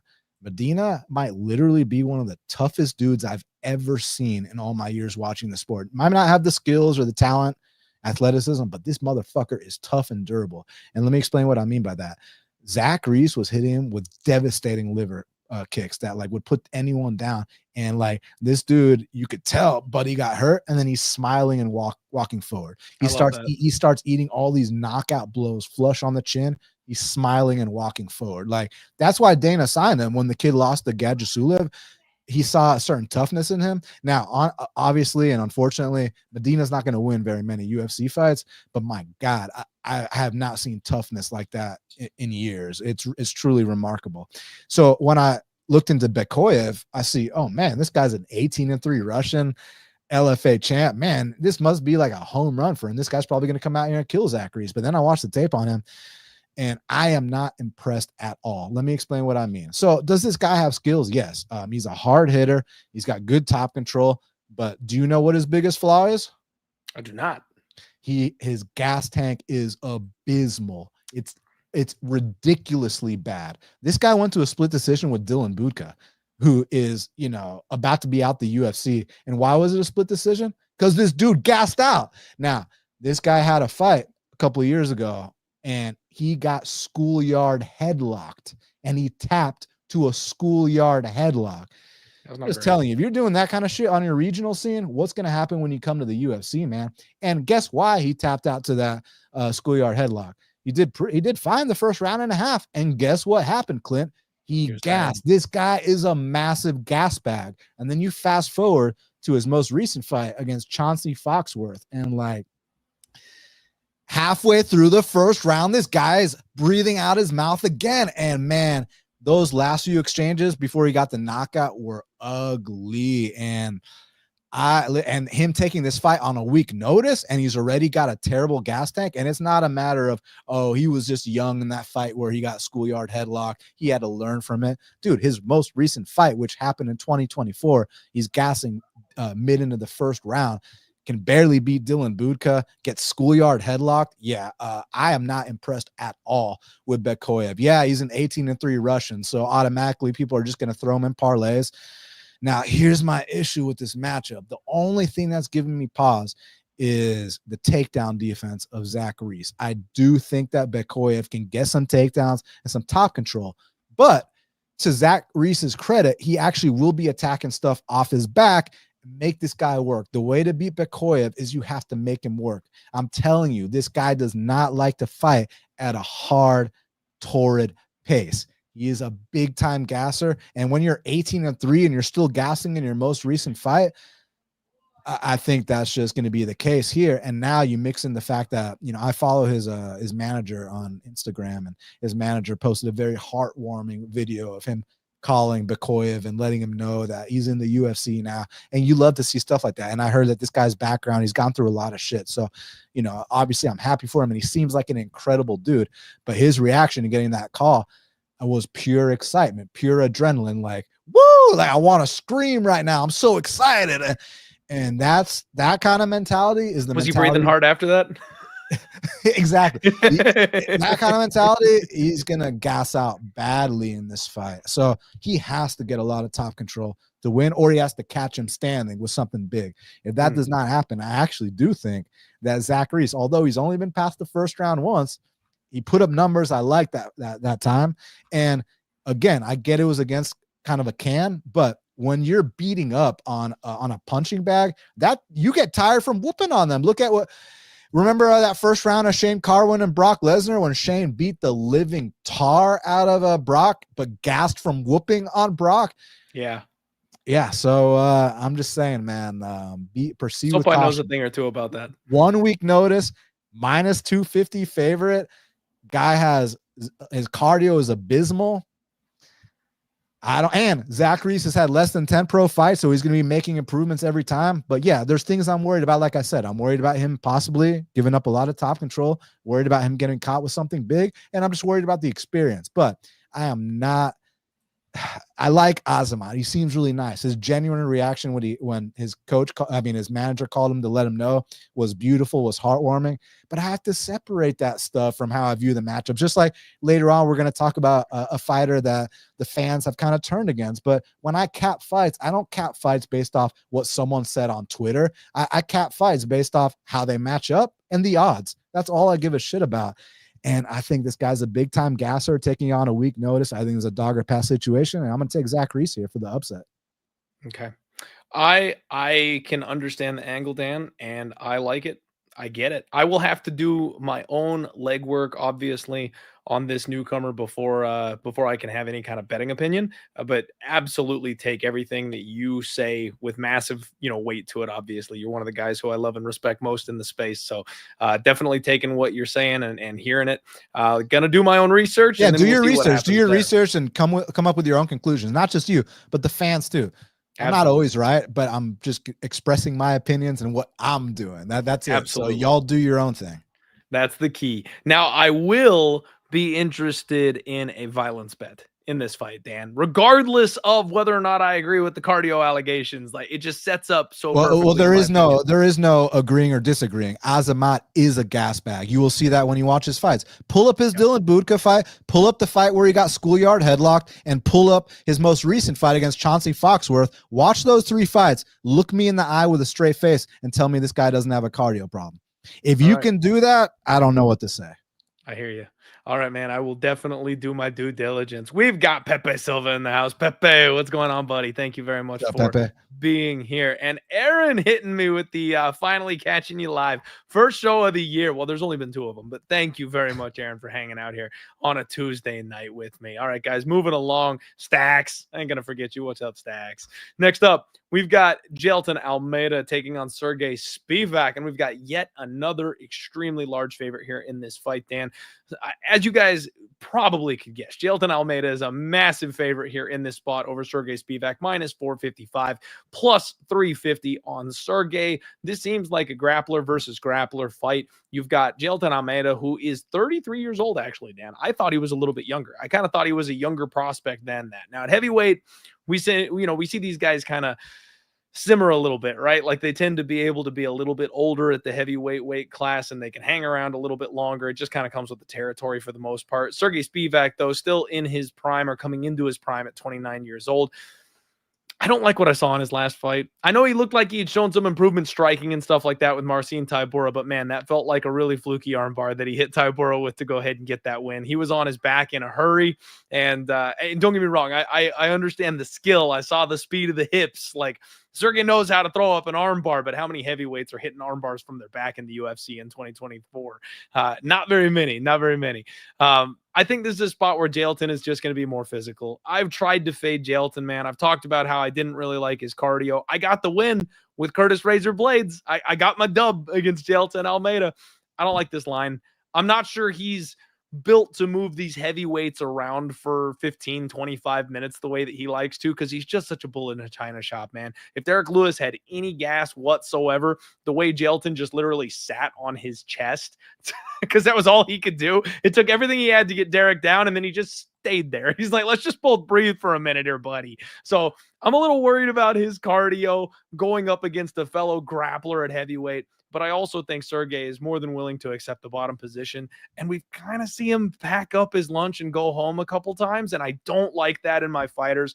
I know at heavyweight, these guys hit harder than anybody on the planet. So, easy for me to say, take the punch and keep swinging, buddy, from my couch. But I just don't like what I see from that. So I do think Jailton will end up getting the win here. I actually kind of think it might be a TKO where it's like a positional ground and pound where he doesn't quite lock in the sub. He postures up, and I can see Serghei kind of packing it in and going home again. So I will side with the favorite. I will pick Jailton Almeida here, but there's nothing I like about it. What are you doing, Dan? Has Spivac ever been tapped in the UFC? No, right? I do not believe that he has been finished via submission ever. Nope. 0 losses by sub. Yeah. The thing about Jailton kind of just reminds me of like a heavyweight Damian Maia. Like, it's coming, but you can't stop it. And like even a guy like Curtis Blades, who's got the wrestling credentials he had, I know how the fight ended, but that first round was like, damn, I've never seen anyone ragdoll Blades on the mat. I've seen dudes stiff Blades, but I've never seen anybody ragdoll Blades on the mat. And then Romanov, like, dude, I get it, Romanov, you might laugh, he's fat, whatever, but like Romanov, when he's fresh, can wrestle his ass off, man. I've seen Romanov in like pure grappling competition, sambo, wrestling, even a jiu-jitsu tournament. Like, dude, like to just go out there with no respect for the guy whatsoever, pick him up, slam him, take his back, choke him out shortly. Like, I'm just kind of under the impression that although Spivac hasn't been taken down that too many times, there was the first Tybura fight, which he obviously avenged. Now, granted, when he avenged it, he took Tybura down, he went to take his back, and then he got reversed, and he ended up on bottom. And that's where he was able to throw up that armbar. If he ends up on bottom against Jailton, Jailton's passing his guard, getting to mount, back mount, whatever the case may be, right? So although, like I said, there's not that much proof. And then there's the Alexei Olenek fight too, which I was kind of like, there are certain positions there. Jailton gets in those spots. But anyways. Man, old man Olenek is taking Almeida's neck home. I'll just say it. Scarfold, baby. Let's go. Speaking of scarfolds, buddy that's fighting Zach Reese got tapped out to a scarfold. You'll see it soon. But underrated jiu-jitsu move. I'm just under. Yeah, if you don't know if the opponent doesn't know what they're doing, or if they're gassed. But no, I like the scarfold, but not as a submission, as like a controlling position. But if you're like tapping guys out with that, like that's just like not good. That's the one. Coach taps the new guy with the scarfold, right? Coach makes him as uncomfortable as possible till they give up, and then you realize it's not really a submission later on. Yeah, I'm just under the impression that Jailton can literally take down anybody. So me too. Yeah, I don't need to go on about a -4 something. I think he's going to come out here, take him down, and the fight might be over shortly after. So give me Jailton via Jailton things. There will be blood says best thing about Spivac is you're betting him at night because he's a vampire. I don't get the reference. I don't get it. Is he a vamp? Is that a thing? Is Serghei Spivac a vampire? Blood, I need you to explain that there for me, bud. Oh man. We got royalty in the house. Kyle Marley hanging out, talking fights. What's up? I love Kyle Marley. You know, I met Kyle Marley in person like over 10 years ago. Yeah. No, you hooked me up with Kyle Marley, man. He came on the podcast, and now he's in the rotation because you hooked me up with the intro one time many moons ago. So yeah, I'll be happy to make more intros, and I'm actually doing a show with Kyle Marley on Friday on our boy Wager Wars show. So check that out. Beautiful. Gotta love it. All right, guys, real quick. Let's shout out the sponsors real quick, shall we? First and foremost, Bet Openly. The show is brought to you by Bet Openly, you guys. This is the best way for gamblers to save money, bar none. Best lines in the business on both sides of the number. As you can see by the MMA lines right here, we have got evens on both sides, plus 240, the dog bet on Carlos Diego Ferreira, minus 240 on Grant Dawson, that split that you get with most books where they make their money, where they get their juice. It's gone. The winner of the bet pays 1% fee for the pleasure of the transaction. It's a real human being on the other side of the bet. It is not a house. Therefore, everybody gets better odds, and we're all saving money massively over the course of everything. And this is really great, especially for like spread bets. So like if you want to go play some football or something like that, or some basketball, I can't bet basketball to save my soul. But when you're looking at the spread, look at this shit. +2, -2, you're getting +104 and -104. You're not laying -115s on both sides of these numbers, you guys. Bet Openly is an amazing tool. Not only that, I run weekly contests. I do weekly giveaways. I literally can help you guys. I can put some money in your pocket to help you try out the platform. But you guys got to do me a favor. If you want me to keep on bringing easy cash to you guys and doing giveaways and all that kind of stuff, we got to keep Bet Openly happy. If you guys haven't, do me a favor, click the link in the description below and just try it out. It's very easy to deposit on, you guys. Throw 20 bucks on there, give it a shot. You're going to like it. You're going to fall in love with it, and it's going to save you money. This site, as of now, $9.3 million already saved for sports bettors just by getting better numbers over the course of the time using the platform. Check out Bet Openly. Next up, you got Spectation Sports. I got to shout them out, you guys. Next event is coming, Cage Titan 69, January 25th. So we got a whole week until we get there, but 20% off using promo code DIEHARD. They'll get you signed up. Lots of awesome regional scene MMA action coming on here. We knew all about Austin Bashi from this site, and that let us bet against him once he got into the UFC. Let's go Team C-Rod. But that's where the tool is extremely useful, especially once Dana White's Contender Series gets up and running again. You guys will want to sign up. Finally, shout out John Kelly, our guy Pepe in the chat. Fight numbers, especially if you guys are DFS players. This is the best tool in the world for it. If you're not a DFS player, there are still some amazing tools on here. The trends, the picks, the odds screen. Make sure you're checking out fightnumbers.com. And if you use the link in the description below, you'll get a break on your subscription to their site as well. I am joined by Dan Levy from Half the Battle. My man is riding co-captain here to break down UFC 311. So make sure you guys support my friend. Check him out as well. And we're going to get to the top end of this fight card here for you. Next up, my boy Payton Talbott takes on Hani Barcelos. Woo! What has happened, Dan? My, how times have changed. Last year, I didn't make a lot of good bets, but one of the best bets that I made was Payton Talbott at even money against Cameron Simon. This was a 7-unit max bet at plus money because this man opened up as the underdog to Cameron Simon. And I got on this podcast and I told you people, you are not ready for Payton Talbott. You need to understand that this kid is next level as far as prospects goes in the UFC. I could not have been mocked more relentlessly for that pick. Everyone was piling in on the Cameron Simon side of things as the line steamed towards Payton Talbott -150, even though all the money was coming in on Simon. Little red flag should be going off there for you degenerate gamblers. And he smoked him. He made Cameron Simon look silly that night. Then he made Giannis Grimoire look even sillier. He made me look silly that night, Dan, because I said Payton Talbott's kind of a guy that likes to play with his food just a little bit. He wants to drag you deep. He wants to chip away at the cardio, pop punches on you, and then he'll get you in rounds 2 or rounds 3 once you're ready to just kind of fold over. I said he's never KOing Giannis Grimoire in round 1 unless he really wants to. Like, he's fully capable. He's fully capable of doing it. That's just not how he fights. What does he do? Bah! slap, puts him down on the first punch, like what, 19 seconds into the fight. So yeah, he can do the round 1 KO thing if he wants to also.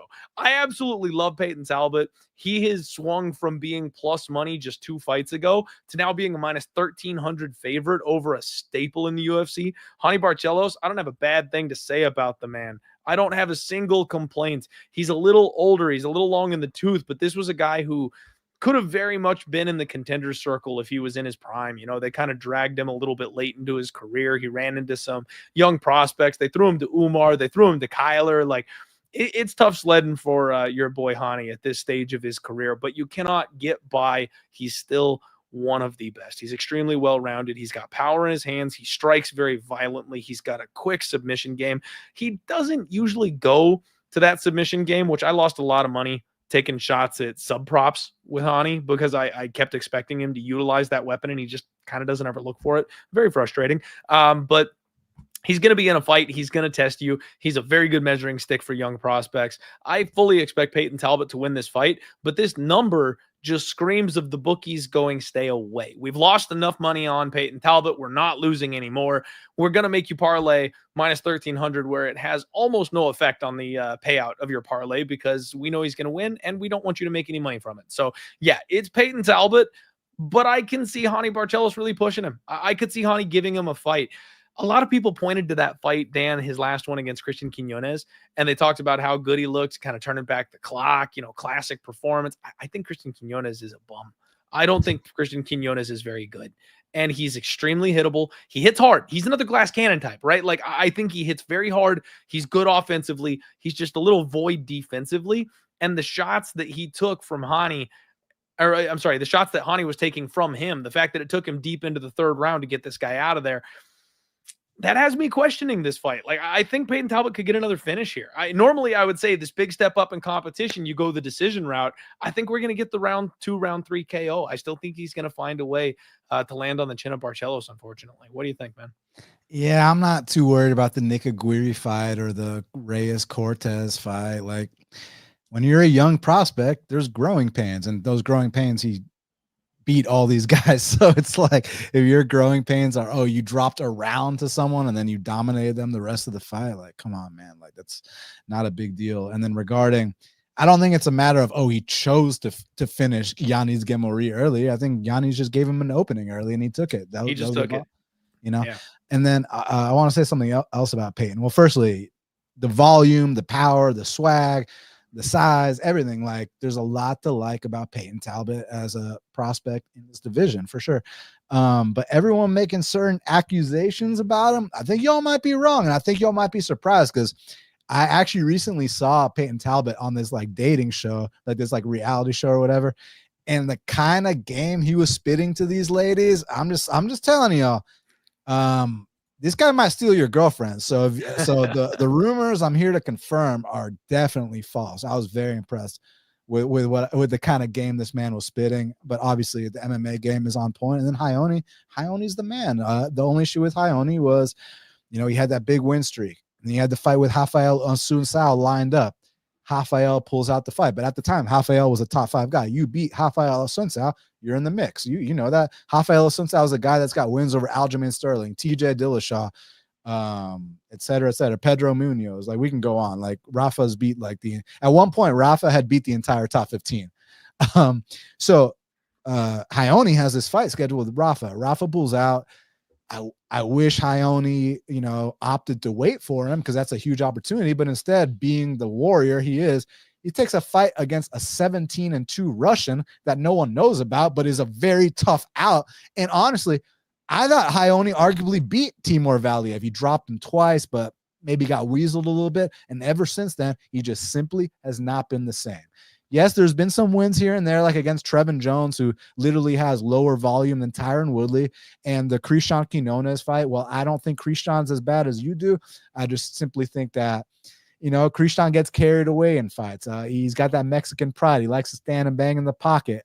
You go, I go. And against Ioni, that's a recipe for disaster. Whereas Payton, he's going to pick his shots. He's not going to fight with his ego. He's going to take his time, establish his range, get his distance down. And I honestly, it's going to hurt my feelings because I love Ioni, but I think Payton's going to sleep him. So, yeah. Yeah. Well, we're seeing eye to eye on that one, man. And there's not much breaking news here at the 1,300 favorite mark. I broke the news early 2024 when people had no idea, but secret's out. Everyone knows how good Payton Talbott could be at this stage of the career. I hope Hani tests his grappling. I want to see what he looks like on the mat because I have a sneaky feeling that he's very good down there, or at least he's decent down there. And it remains to be seen because we just have not had anybody get him there in the UFC so far. So, and Ione, he was on the Brazilian national wrestling team. Actually, his dad is like a Corral belt, I think. You know, the black and red belt. I'm pretty sure it's Corral. If it's not Corral, it's like 8th degree black belt. It's something stupid. So Ione is a black belt under that guy. So like, yeah, Ione's jiu-jitsu and, you know, even wrestling credentials for Brazil is like, wow, incredible. So yeah, it's not the same as wrestling for Japan. Yeah, it'd be really interesting to see how some grappling exchanges would go down here. But to Payton's credit, man, when you see that Reyes Cortez fight on Contender Series and Reyes is going for a takedown on him, this dude Payton's backflipping, like you just don't see that kind of athleticism. It's not just the athleticism, it's the in-fight decision making, like the ability to take those calculated risks and just go for things that. When was the last time you saw someone backflip out of a takedown attempt? I know I've seen it before in the past. I just don't remember who. I know Benson Henderson did a little something similar to Frankie Edgar, but that was more of like a kind of weird up kick type thing. But here, this backflip, yeah, I don't really see that as an escape for takedown attempts in MMA that often. So this kid stands out. Yeah. I like it, man. I agree. All right, moving right along. Bogdan Guskov, he takes on Billy Elikana. We've got another short notice fill in here, man. Another one that's a little bit disappointing because I actually really liked Bogdan against Walker, who he was originally slated to fight here. Bogdan's got some fast hands. He's very, very accurate with his punches. He's very heavy on his feet, likes to plot his way forward. Member of the Bald Gang. We like the guy. But the one thing is, hold on. Are you going to break down a Bogdan Guskov fight with your hat on? I know, right? Like out of respect, we gotta let it go here. It's just cold. Hey, out of the chat, which one of us looks more like Bogdan Guskov? Because apparently all bald people look the same. Oh, that's harassed. Oh man. So I like Bogdan. I actually tried to fade Volkan Oezdemir a little too early when he first got the call up to the UFC. I was taking hot hands Bogdan Guskov. He's been good to me since though. 2-fight win streak, both by KO. I think Bogdan's one of those guys where it looks like his cardio is bad, but it really isn't. I think it looks bad because he swings everything with everything, right? Like every single punch is designed to take your freaking head off and end the fight. And because of that, he slows down and tires out. Like if you take a little bit off those punches, he probably can go 15 minutes just fine, but he looks exhausted halfway through round 2 because every single punch is just looking for the kill. We'll see if that bites him when he gets back up near the contender circle and Volkan Oezdemir again. But welcoming Billy Elikana to the UFC, I'm not sure it's going to be a problem. 29 years old. This guy is escaping the clutches of the PFL. He went 2-0 over in the PFL, and then he had one fight at Lights Out Championship. I think he's a worse version of Bogdan Guskov, man. I'll be honest with you. Like I said, I thought Bogdan might be able to crack and catch the phenomenal chin of Johnny Walker. So I was hoping for that prop. But this Billy guy, I don't like what I see from him. He ends up, he can end up being a little bit low volume. He looks to counter, which, theoretically that could cause a problem if he hit hard enough with those counters. These are big boys. They hit hard. He could do some damage in that spot. But if you're letting Bogdan go first, a guy who's got UFC caliber experience with the speed that he brings to the table, I'm just not sure that's going to pan out super great for you. It remains to be seen.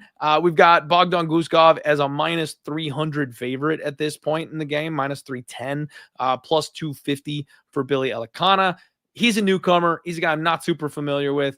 He's 29, so he's a little bit younger. I don't want to just completely count him out. I don't have a play at this point on this one. I'm picking Bogdan to win. He's not a guy I generally want to lay minus 300 on, so just kind of rule of thumb. But I will pick him to go ahead and get the win in the fight.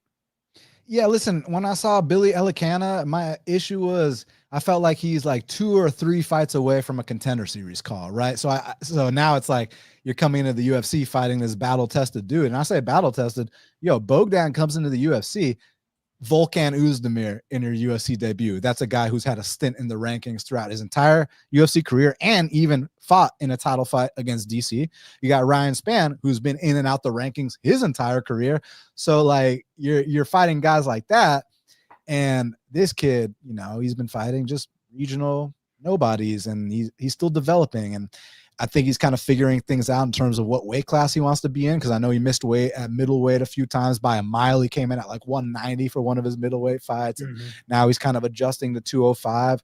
And I don't think that he's necessarily bad. I just think he's way too green. And with Bogdan, he's very awkward. He's got a kind of different style, but man, the guy, when he gets you, he gets you. And I don't even view this as a letdown spot. Like, I'm sure he was super pumped to fight Johnny Walker, but I just think the skill gap and the experience gap here is big enough to where I don't think he's going to be let down. And I don't think there's much of a danger factor on the other side either. So yeah, I think Bogdan comes out here and does this thing. But since we don't have much of a sample size of Bogdan, like even going past like what, the second round in a UFC fight, I would just proceed with caution at this number. But yeah, Bogdan's my pick. Okay, man, I will tell you though, one thing that just a little bit of a nugget here, Bogdan Guskov and Johnny Walker are actually really good friends. Like, Johnny attended Bogdan's wedding. So I actually think there's a chance Bogdan is more hyped for this short notice rematch than he was for the Johnny Walker fight. Cause you know, we've seen it before where these guys just, they don't want to hurt a friend. You know, it's your job. Wait, you get in there and you got to do what you got to do. Hold on. Who attended whose wedding? From what I understand, Bogdan said that Johnny attended his wedding. Wow, so they're like boys then. So they're like boys. Damn, I didn't know that. Appreciate you letting me know that. Yeah. So Bogdan was like, we got to do what we got to do. There's no hard feelings. But you know, we saw what happened with the big Russians, right? Like when Volkov and Prachniak, no, not Prachniak. God, what's his name? Serghei. When Volkov and Serghei fought each other, and they had like a history together, and they were like buddy before the fight. But then afterward, they like, you know, Serghei was all kinds of pissed off because he thought he was going to be the one to win the fight. That like fractured the relationship. We've seen it in MMA time and time again. These guys don't want to hurt their buddies. They don't want to ruin a good thing. I think Bogdan might come out here free as a bird, because now he's got this new kid that he doesn't care about, that he can punch in the face. So, you know, might be the other way around. He might actually be more hyped. Yeah, and funny you mentioned the friend example. There was a fight between Machida and Mark Munoz where they were like big time friends. They used to train together, I think, at a gym called Black House in California. They brought in Munoz as like a wrestling coach. Mark Munoz like was a big time wrestler at the time.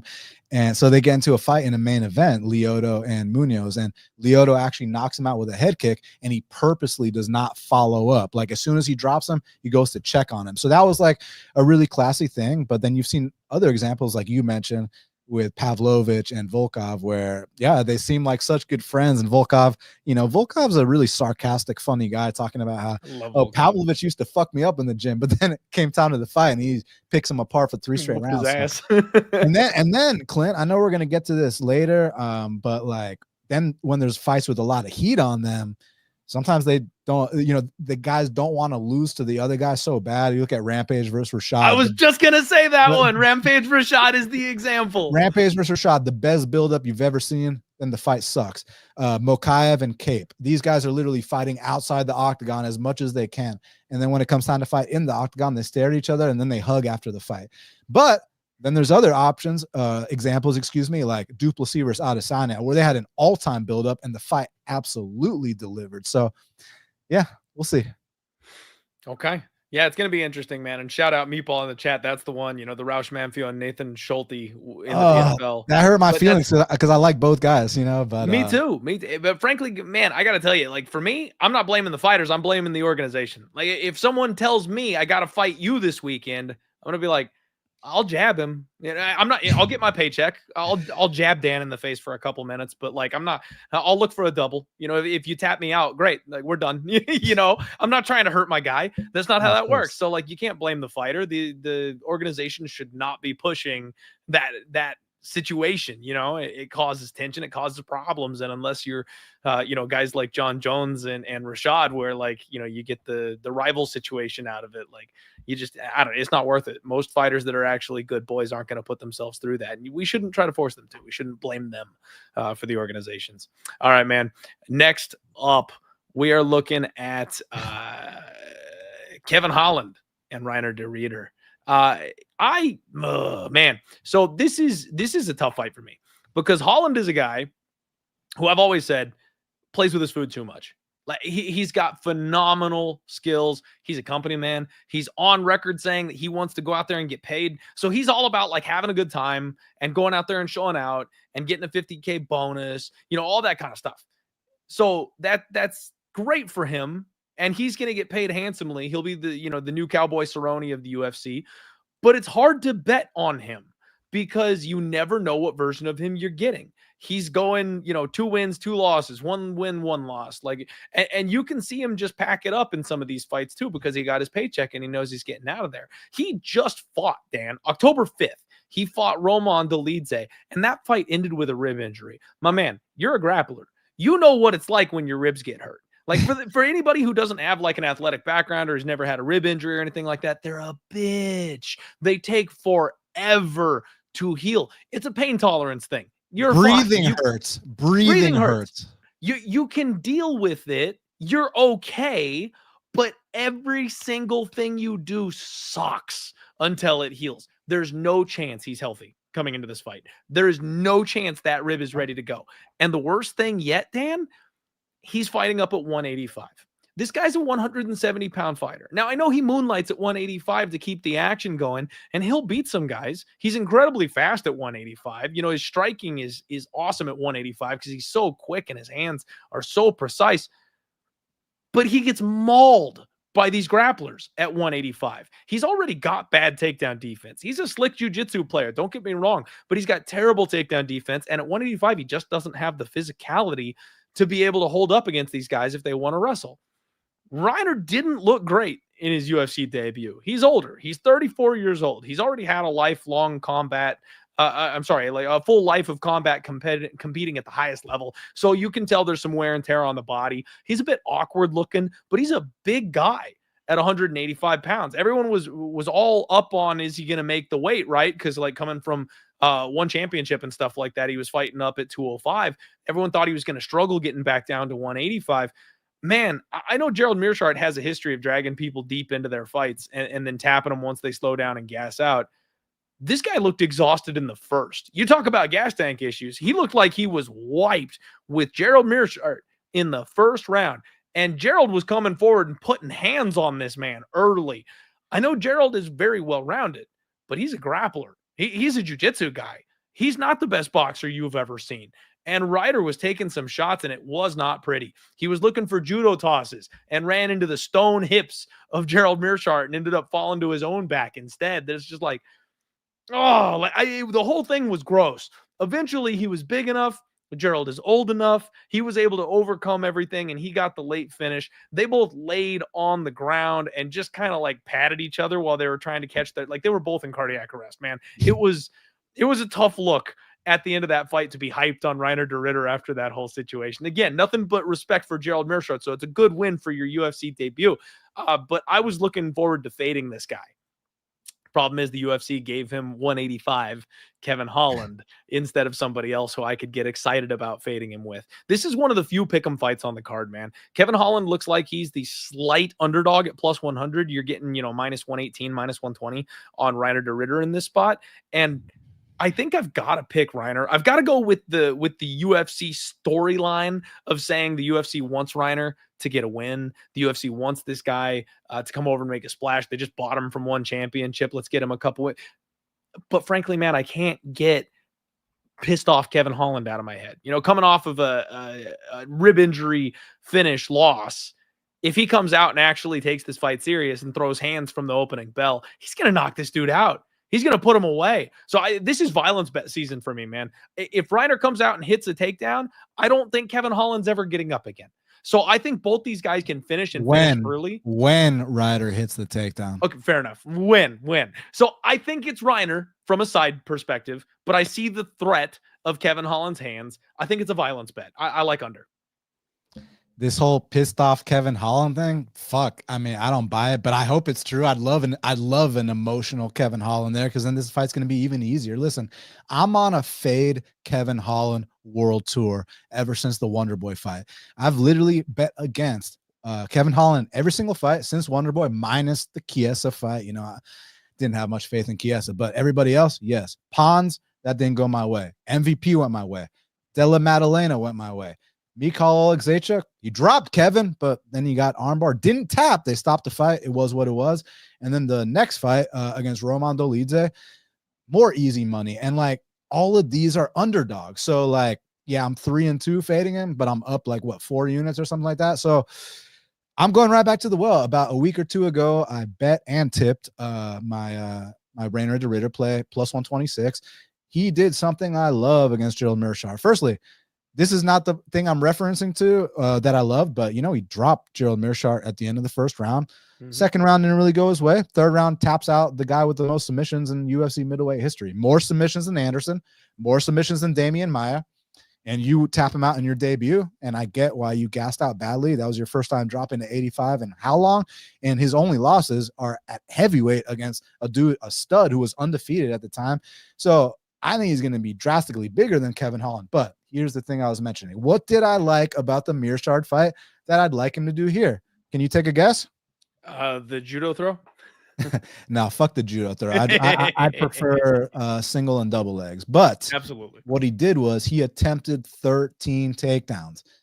Reinier, attempt 13 takedowns here for me, and you win this fight. I mean, he doesn't really need to attempt 13. 1 or 2 should do the trick. But I got tired watching. If you attempt 13 for me, I mean, it's all but a wrap. And then I heard a recent interview with Kevin Holland, like that came out today. You were talking about how, pissed off Kevin Holland. Yeah, right.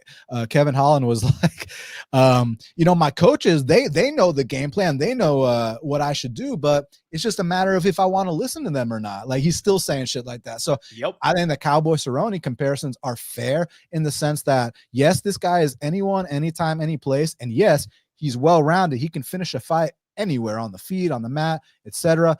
And if you're not quite on the level of Kevin Holland, he's not just going to beat you. He is going to expose you and embarrass you in a way. But the reason I'm not going to compare him to Cerrone, in those aspects I will, but other aspects I won't. Cerrone fought for a title. Cerrone was in the top 5. Cerrone's in the Hall of Fame.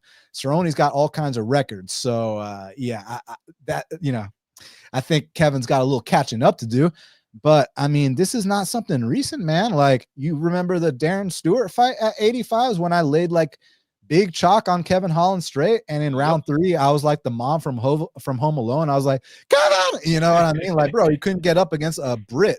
What's going to happen against this guy who can actually grapple? And when you talk about hunger, when you talk about title aspirations, you talk about Kevin Holland at 170.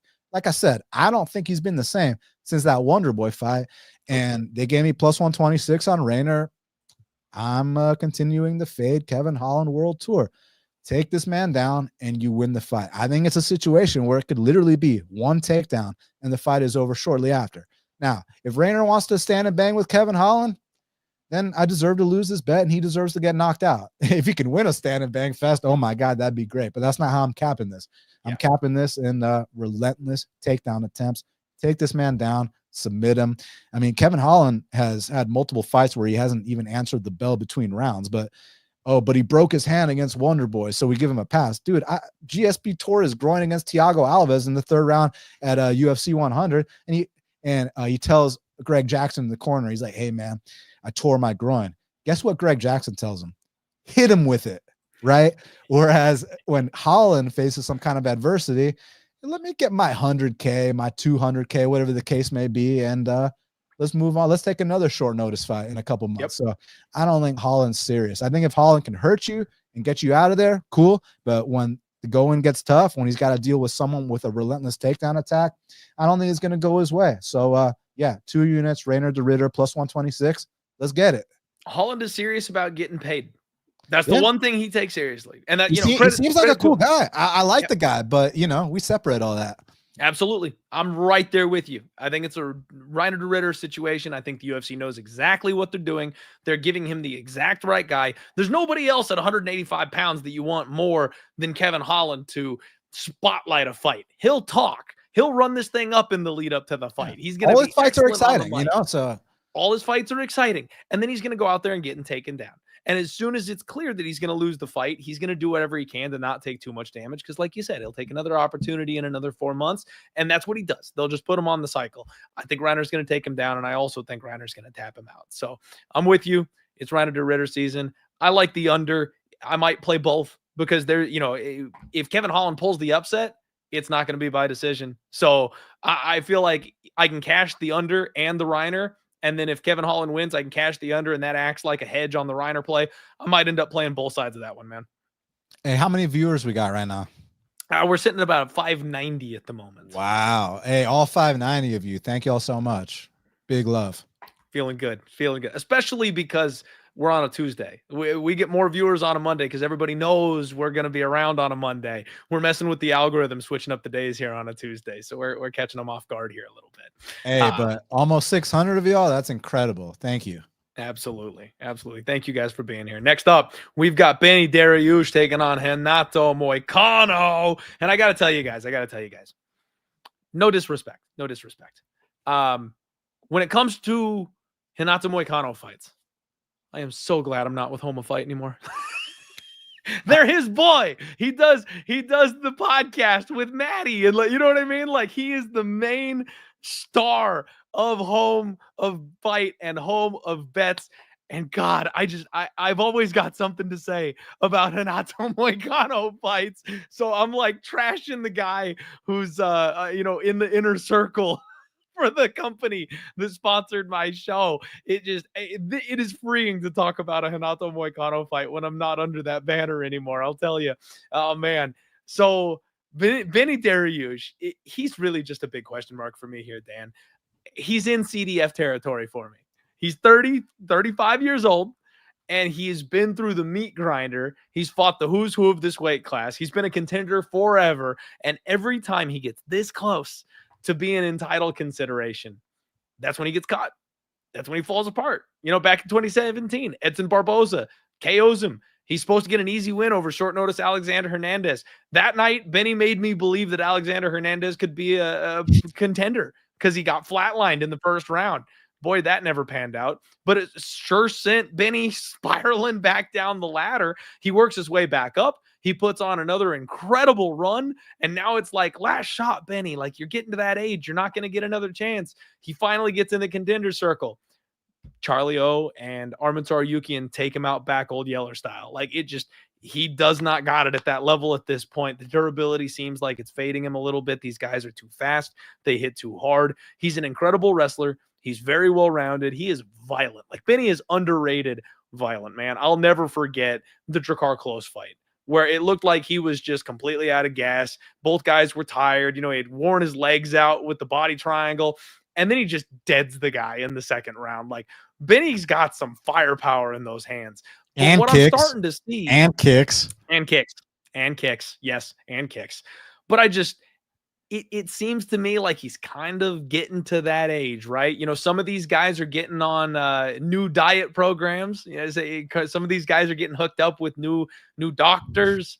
I don't know. Benny's sticking with his old doctor that got him to the dance. I'm not sure he's ditching him for the new doctor, and that's the concern here for me. It just seems like he's kind of coming to the twilight of his career. Even though I've got nothing but respect for the guy. And you know who he trains with, though, right? You know who he trains with, right?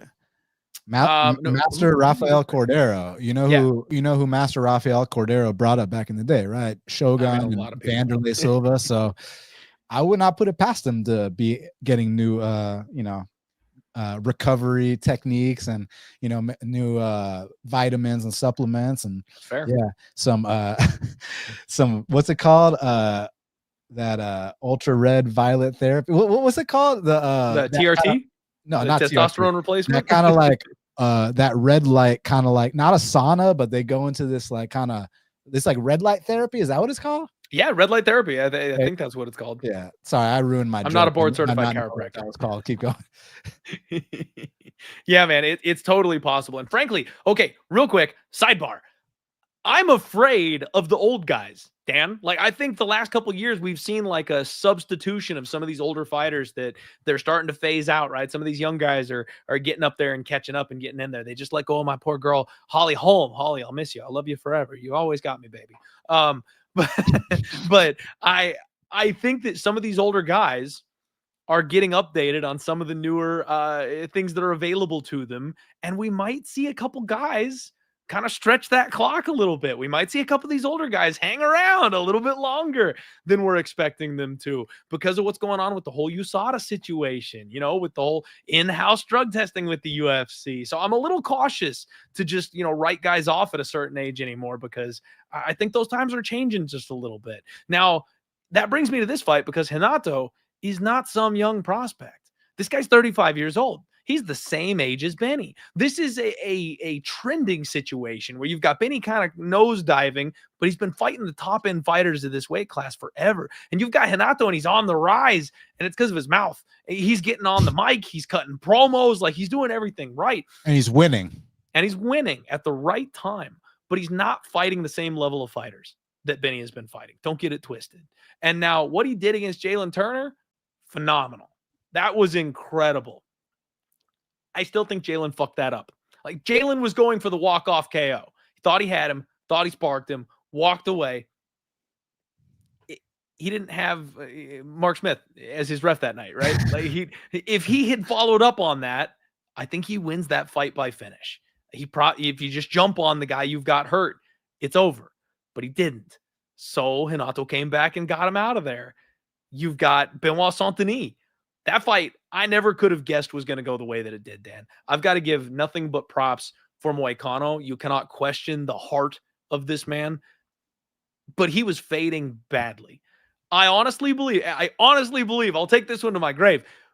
If the officials had not stopped that fight between rounds, Renato was gassed and he was completely done. He was slowing down. He didn't have much left to offer. Benoit was clearing the cobwebs and was fighting his way back into that fight. It was a 5-round main event. I think Benny probably I think Benoit Saint-Denis probably finds the finish if that fight continues.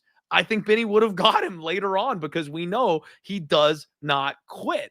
But he beat him to a pulp, and you got to give him that. The doctor stopped it. It is what it is. I question the cardio of Renato Moicano. When he gets pushed to the limit, man, he tends to kind of fall apart. You know, the Rafael dos Anjos ass beating comes to mind when he gets taken down and put on his back. One day notice. Yeah, you got to give him a little credit. Hey, we're going to talk about gas tank. What about Benny versus Evan Dunham? Oh, God, I forgot that fight. I didn't go that far back. God, the brain on you, Dan. I can't. You remember stuff that, like, I got to remind myself 3-4 fights back. You're going back 10 years. I'm like, oh yeah, that was a thing, huh?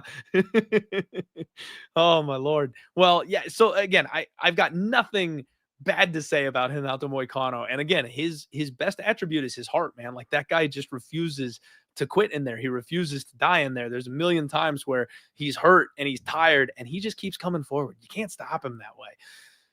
This is going to be a battle of cardio to me. But I think Benny is just a slightly higher level. It's going to come down to what he's got left in the tank.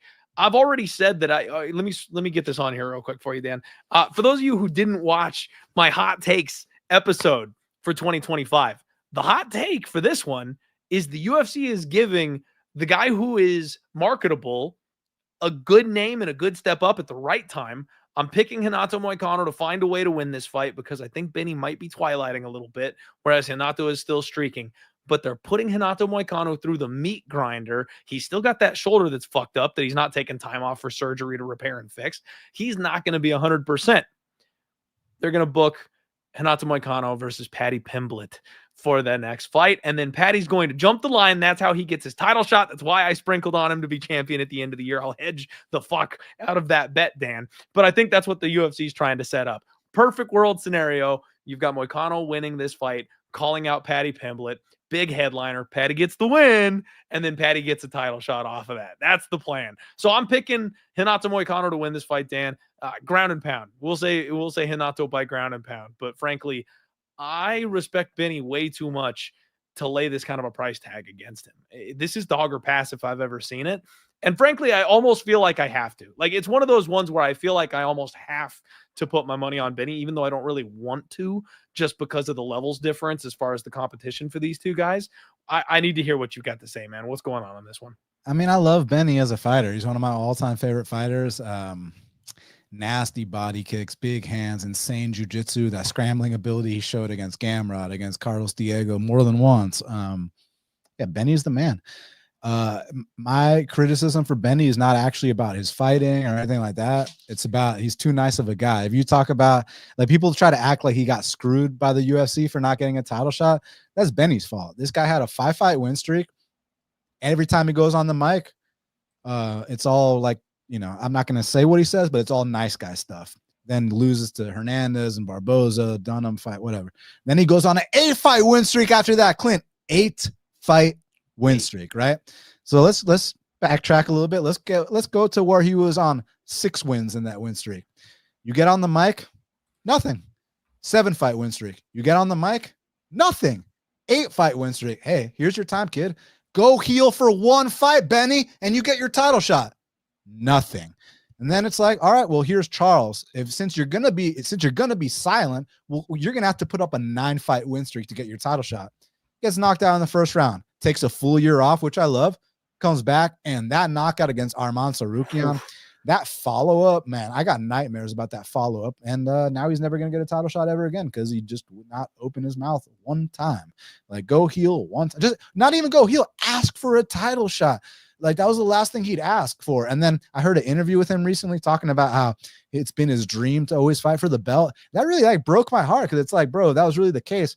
Why wouldn't you verbalize it on the mic when you have your moment, not here on, you know, an MMA junkie interview or whatever? So, yep. Yeah, I just feel like nice guys finished last, Dan. And that if you're going to go that route, you got to be Bilal Muhammad. You've got to be undeniable. You have to beat everybody until they have no other option. Unfortunately, that's 0.01% of people in the world that can pull that shit off. So yeah, man, you gotta, sometimes you got to go out and get yours. So another thing I heard, and you know, you don't always want to put too much stock in the interviews, but certain things you don't like to hear, like Benny is considering retirement. And he basically broke it down in 2 ways. He said, is the desire there and is the ability there? And he said his desire is still there. He's just questioning if the ability is there. And I think what he means by that, I don't think he's referring to his offensive skills, because he can still kick like a mule. He can still punch. He can still grapple. I think he's referring to that chin, which is not, this is not something new, because Charles and Arman Tsarukyan slept him. What about when Ramsey Nijum, who's not known for knocking people out, slept him? Which brings these me deep cuts, Dan. The deep cuts. This brings me to my next point, Clint. Everyone's argument for taking Dariush is that, well, Dariush's kryptonite is when people come out here and starch him, and Moicano's got no knockouts on his record. Yeah, Turner and Saint-Denis, but one was ground and pound, one was doctor stoppage. So no official knockouts. But that can be a little bit deceptive, because Renato Moicano, he dropped Cub Swanson with a jab. He beat Calvin Kattar in a 3-round fight, stand up, lit him up for 3 straight rounds standing. And to take it a step further, guys that are not known for knocking people out have not just knocked Benny out, have knocked him the fuck out. Ramsey Nijum, back in the day, Alexander Hernandez, Edson's Edson, you know. Yeah, what are you gonna do? It's Edson. Yeah, it's Edson. But Arman Tsarukyan, I love Arman. Arman's the man. Arman's not known for one hitter quitting guys. So yeah, I think at this point, I wouldn't put it past Moicano to get his first ever knockout here. Most likely, I think it goes all 3. It's tough because historically speaking, I actually do think Benny's the better guy. And if this was in Benny's prime, I would take him here. And who knows, he might still come out here and win. Like, usually in these spots where, you know, the kind of up-and-coming guy, even though they're the same age, I know that the up-and-coming guy is like a -170, and the vet that's being counted out is like +150 or whatever. And that's a spot you can get burned on a lot, taking the chalk. Like, you count someone out and they still got one more in them. So that would be my concern. And that's actually why I'm passing on this fight altogether. But pure pick, I'm going to pick Moicano to outwork Beneil. I predict a little bit of a drop-off performance from Beneil, where he looks, you know, not as sharp as he once was. And I think Moicano just pushes a little bit harder and grinds out a decision. Not, when I say grinds out, I don't mean takes him down and lays on him. I just mean edges it out. Him. Yeah. Yeah. No, I get you. I get you. Man, you and I have seen this fight the exact same way. I'm glad we're on the same page here. This one, I do think that Moicano will find a way, one way or the other, to go ahead and get the win here. I would not be surprised if I was off here because, like I said, historically, Benny is actually better than this guy. Benny's been one fight away from a title shot on multiple occasions, just doesn't know how to open his mouth, but 2 years ago, we flipped this line. Yeah, facts. Maybe even 1 year ago. You never know. So, yeah. So we'll go Moicano, but I'm passing from a bet. All right. Is what it is. Let's move on, man. Next up, we got the big one. I know there's title fights up next, but this is the fight, man. We've got Jiří Procházka taking on Jamahal Hill. Oh, my Lord. So, as you guys know, it's Jamahal Hill fight week. That's why Dan and I are sitting here together. We made an agreement. We're going to go ahead and root for our guy and break down his fights, and that's what we do. I've had a long storied history with both these guys. Had the unfortunate opportunity to bet them both against Alex Pereira for piles of my own money. Both of those ended exceptionally poorly. And now here they are matched up with each other. Very, very interesting here because Jiří is a guy whose athleticism and speed and how unorthodox he is, that's his whole thing, right? He hasn't done a single day of regular martial arts in his entire life. Like everything is karate and standing under waterfalls trying to absorb their power. Like he's that kind of guy, right? Jamahal, on the other hand, he's a little bit more traditional. I think he's a very good athlete. He's 33 years old. He's another one who's a little bit older than I thought that he was. But what I think we've got, the kind of the difference being here is Jiří's got more of like the athletic and speed side of things. I know Jamal's fast. Don't get me wrong. I think Jamal's more durable, whereas Jiří's a little bit more fragile. I think Jiří might have the more raw, like finishing power and ability where Jamahal is going to be able to weather the storm a little bit more. And I think that's a fascinating dynamic for how this fight sets up. Both these guys went nearly 5 rounds with Glover Teixeira. We ended up seeing Jiří get the rear naked choke at the end of that one where he was just completely exhausted. Jamahal beat him pillar to post and 50-45'd him in that fight, which was impressive as all hell. Kind of made our night, right? I had a big bet on Jamahal Hill that night. So 50-44 unanimously. Yeah, no, he beat the brakes off of him that night. It was incredible. But what really makes this fight intriguing to me, the Alex Pereira fight for Jamahal Hill, he had just blown an ACL, and he was coming back, most people would say, way too soon. Sorry, man, Jiří or Jamahal? Jamahal was ruptured Achilles. Thank you. Sorry about that, Achilles. But still, that was a very, very quick turnaround for an Achilles healing, right? Like an injury that takes a lot of people a lot of time to get right and come back from. He hustled back very quickly. And I will go so far as to say he was not 100% coming back on that injury just yet. And I believe that he's going to be getting better and getting more towards the Jamahal Hill that we thought that he was going to be, that we expected him to be, the one that we've seen, leading up to his title run, getting back to that athleticism. Because he's going to have the time to heal and recover, he'll be able to do the proper therapies, do another full training camp. I just think the longer Jamahal gets away from that injury, the more we're going to see him coming back around to the guy that he was prior to that injury. Now, Alex Pereira has the absolute nuclear power, right? Like we can't dispute that whatsoever. Jiří's got power, but he doesn't have Alex Pereira power. So I personally think I can trust Jamahal to take a shot or two from Jiří. I'm not sure Jiří's got the durability to take a shot or two from Jamahal these days. I also think Jamahal is going to have faster hands where he'll be able to kind of tag him up and, move with him. Jiří's speed advantage over most of the people he fights is there. I'm not sure he's going to have that as much over a guy like Jamahal. So this is a pick'em style fight, man. It's very close. It's very competitive. Both these guys are former champions. So it's even hard to be like, well, this guy's championship caliber. They're both championship caliber. Both these guys had gold in the UFC. So it's tough to find a real angle on this fight except belief. I think Jamal's the better guy. I think Jamahal is slightly the better guy. I like his durability better. And I think the healthier he gets, the more he gets back to being that guy when he was on the rise, where you and I were really pumping our chests about him. I think he's going to get back to that. And I think we'll see the Alex Pereira rematch eventually, man. I like Jamahal in this fight. It's a pick'em. Actually, it's starting to trend the other way just a little bit. We got Jamahal minus 120 starting to pop up. So things are swinging towards Hill ever so slightly. I think I like that side. I like Jamahal Hill.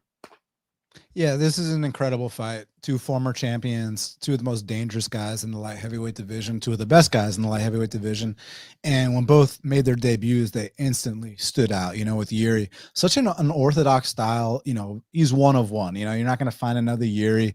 And man, he plays mind games with his opponents. If you watch that debut against Volkan Oezdemir cracked him with a jab, and then the next jab that he threw, Jiří's like putting his forehead down, letting him hit him in the forehead. Then he's smiling at him and all kinds of little inner dialogue. Like, dude, Jiří messes with guys when he's in there, and he takes a lot of risks. And I think a big part of his game is he likes to take that damage up front to demoralize you, kind of to make you feel like, damn, I hit this guy with my best shot. Now he's coming forward at me like a madman, and you know how many knockouts Jiří has on his record. So Jiří's as dangerous as they get. So he just melts people.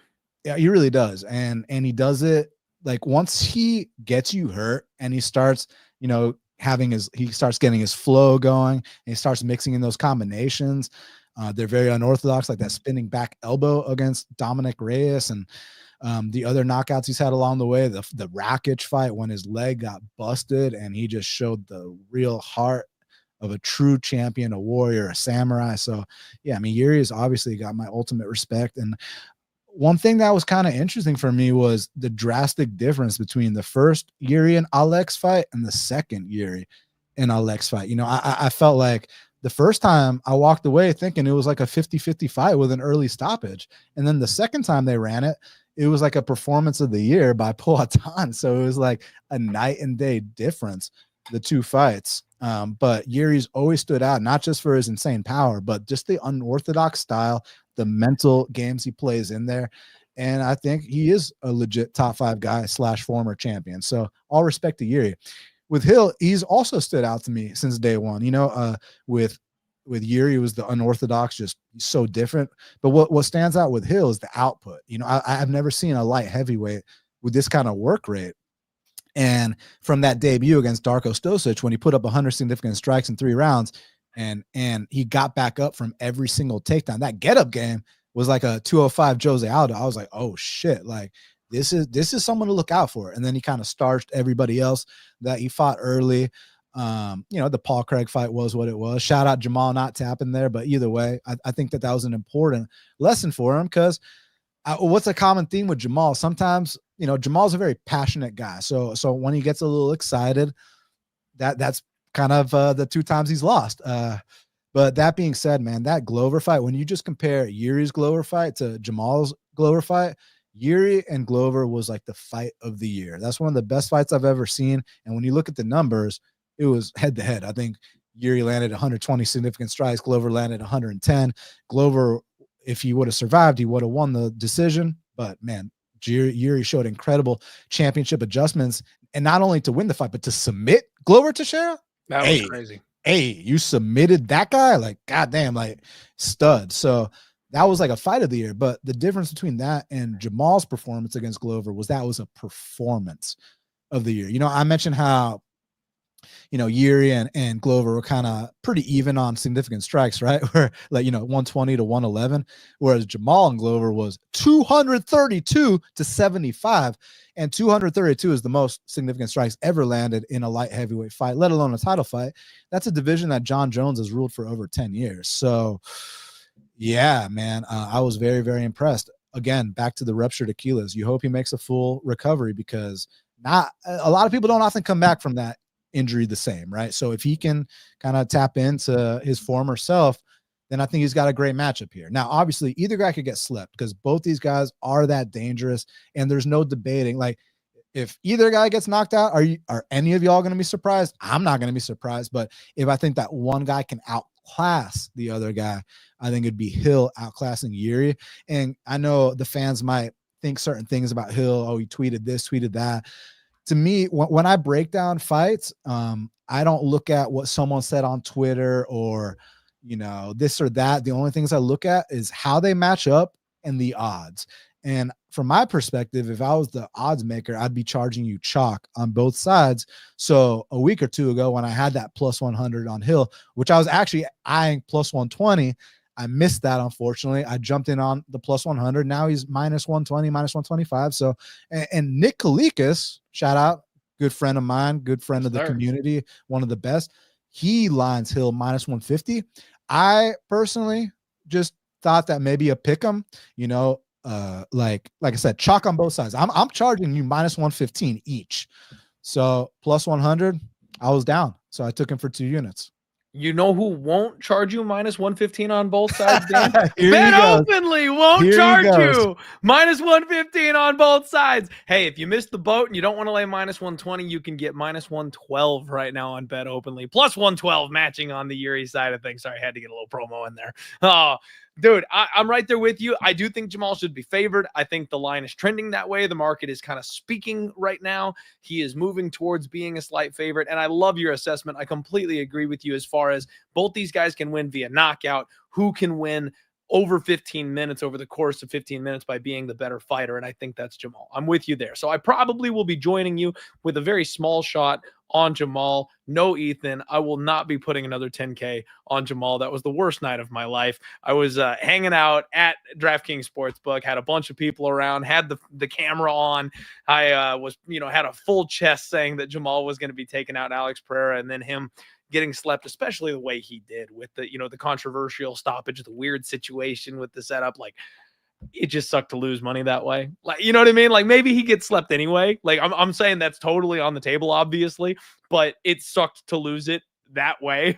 Like, I just wanted the fight to play out normally and give me a striking chance there. So highly unfortunate not doing that again, but definitely picking Jamahal again. And I think both guys badly want redemption, man. I think both guys got embarrassed. Jamahal, a lot of people didn't like the things he was saying after the fight. And Jiří, the second time against Payton, was just a pillar-to-post ass whooping. I mean, he got knocked out twice at the end of round 1 with the left hook and round 2 with a head kick. So there's that. And then, obviously, I already mentioned my angle, which is the output versus the defense. That's my biggest factor, output of Hill, defense of Jiří. But it's, the reason that I can't go big on it is because either guy could get slept. These guys are that dangerous. Like, there's no denying or debating that. But absolutely 2 units, Hill plus 100. Frankly, Dan, I think you just touched on something that is being a little bit overlooked. Jiří got knocked out twice against Alex Pereira that last time. I know he's had a good performance since then, but again, we talk about a guy who's got waning durability. I mentioned in my breakdown for Jiří's last fight how when he fought Dom Reyes, there's an interview afterwards. He came out and he was like, oh no, I had no idea. I was gone. I was out cold. Like, Dom Reyes knocked this man out when they fought in the second round, and he woke up in fight and turned it on and was able to still go ahead and get the win. So he's been knocked out many, many times. The chin is very questionable, and every knockout with these big guys punching, it's worse and worse and worse. And you mentioned you don't read too far into what these guys are saying, what they're doing. I do a little bit. And one thing that Jiří was saying before this fight got put together, he was looking at moving down to 185 pounds. I remember that. Now that you mentioned that, I forgot about that. Jamahal Hill wants a rematch with Alex Pereira. Jamahal Hill wants to prove he's the greatest 205er in the world and wants his damn belt back. Jiří's going, could I make 185? Like, he's looking for an out. He's looking for an escape. And what we've learned, if anything, from the UFC recently, Dan, is they will put these guys in the worst position possible if it makes them a good fight and it'll push somebody that they want elevated. Jiří going down, they're like, no, go fight Jamahal Hill. Like, I think there is a potential motivation factor here for Jiří. Just, if we're looking at X's and O's, that's one more point on the Jamahal Hill side of things that Jiří wants to move down to 185. So yeah, I mean, I heard that like months ago, but now I'm hearing he wants to fight Alex again too. So you never know, but either way, hopefully this goes our way. And if it doesn't, hopefully it's an incredible fight for the fans and a memorable one. But either way, let's fucking get it. Let's get it. Co-main event, everybody. My guy, Merab Dvalishvili, taking on my guy, Umar Nurmagomedov. Dan, you get to a certain point where two guys that you have been high on, two guys that you've bet on, two guys that you've just absolutely nailed perfectly, eventually they run into each other.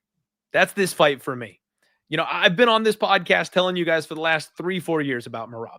I've done nothing but print money backing Merab, because he's been the most underrated, most disrespected fighter in this weight class since he got here, man. He's been plus money the whole way through, except the one time he fought Marlon Moraes, and that was an easy lay, minus 275. I sadly clicked the button at minus 150 when he fought Jose Aldo. I confidently hit the button not once but twice when he fought Petr Yan at plus 210 and plus 205. I looked at that fight and I went back and I went, I have not put enough money on this. And I put more on him that night. I bet him very, very sadly against Henry Cejudo. Again, another one of my guys. And then I put a 5-unit max underdog bomb on him at plus odds against Sugar Sean O'Malley, Dan. Like, I have done nothing but hammer Merab at every opportunity on his way up. This is where the buck stops. Yeah, I've got my biggest futures bet of my life on Umar Nurmagomedov to be the champion at the end of 2025. And I'm feeling pretty good about it because I got plus 330. I tried to tell everybody I could to get in while the getting was good because they announced that Umar was fighting Merab immediately after that. He's now minus 120 to hold the belt at the end of the year. And he's minus 350 to beat Merab on Saturday. Frankly, I think this is the biggest challenge in the weight class for him. If he gets past Merab, I don't see why he wouldn't be champion at the end of the year. This is a guy who's been brought up by Khabib, father's plan, right? Like, you guys, do you know anybody who's got a little brother?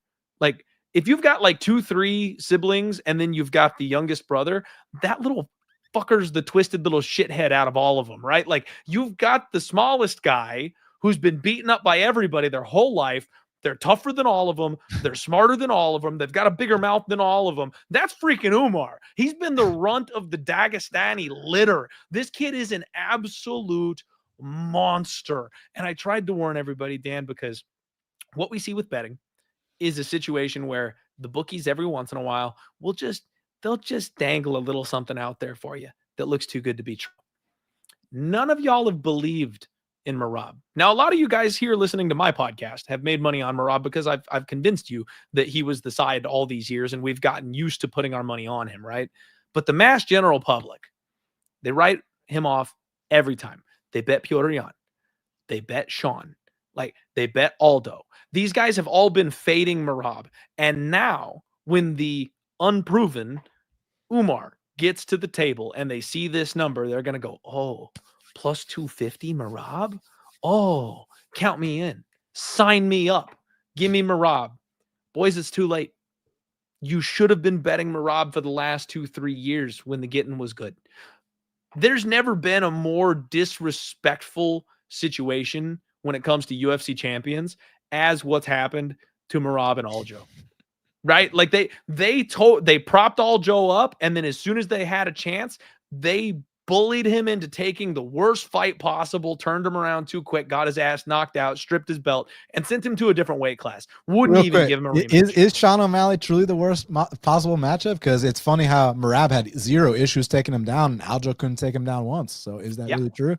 I think so, because, well, from my perspective, Dan, one of the things I said in that fight that was the key matchup is that Merab does not struggle with the mid-ranges the way that Aljo does. That mid-range where O'Malley is so slick striking and countering, that's something Merab has no issue closing the distance on, but it's something where Aljo,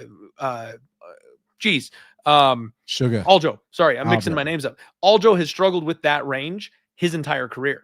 So people think Aljo was the worst matchup for Sean O'Malley. The truth is, it's the opposite. And Merab is a different kind of grappler from Aljo. So even though they train together, they're stylistically different. And that's not a problem for Merab, which is why he ran through Sean O'Malley, because that same weakness was not there. Now we're getting the flip yet again, where Merab finally got the belt. He got paraded around Georgia like a hero. And the UFC has finally got a man who's just a blue-collar guy that worked his way up and took all the hype off a champion that they built from Dana White's Contender Series. And instead of patting him on the back and giving him a vacation and letting him take a break from the sport, Dan, what do? They bully his ass into taking a fight against an undefeated prospect who Merab has a straight-up problem with. Umar has won the mental side of this game without even trying, because Merab is so pissed off the UFC is making him fight the guy. That's all he can talk about. He just wants to talk about how undeserving this guy is, how he doesn't belong on the level. He doesn't see him as a man. Like, there's a disrespect there. There's an anger there, an unnatural anger on Merab's side. And when Merab shows up to the UFC PI, Umar's inside They locked the fucking doors on him. Like, it's so blatantly obvious who the UFC is behind in this fight that anybody with a pair of eyeballs can see. This is a setup fight for Umar to take the title from Merab, and they are strong-arming Merab the same way they strong-armed Aljo into taking this fight. I know that's a lot of non-stylistic stuff for you guys to chew on, but that's the situation that we're dealing with. You've got Umar, who's an incredible striker, underrated, who's an incredible grappler, who's been working with Khabib his entire life. He's training with Belal, which is the best base in MMA. I've told you guys that before. And he's taking on a 34-year-old Merab, who I know is just a cardio freaking machine, but who has been hurt in the past, who has been submitted in the past. And now Merab is going to take on a guy who can wrestle on his level. There's a reason Umar is minus 350 here, even though he's unproven in this spot. And I think a lot of people are going to go down with the value ship on Merab, not understanding what this matchup is. It's Umar season. It's been Umar season, Dan. The prophecy is becoming complete. And I put a video out about a year and a half ago that I got mocked relentlessly for, where I re-ranked the bantamweight division. And in the UFC, guess who was on the top? Umar. And they called me crazy. It's happening on Saturday. Umar's taken over. It's time y'all accepted that I just know bantamweight better than you do. I am your bantamweight king. The one thing I do want to say, Dan, is that from a gambling perspective, this number's wrong. Okay.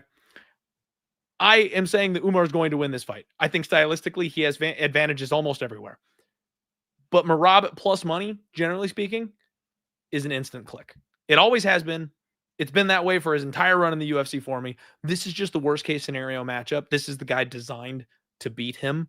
So I'm not doing it this time. But realistically, Umar probably should be like a minus 225, not a minus 350.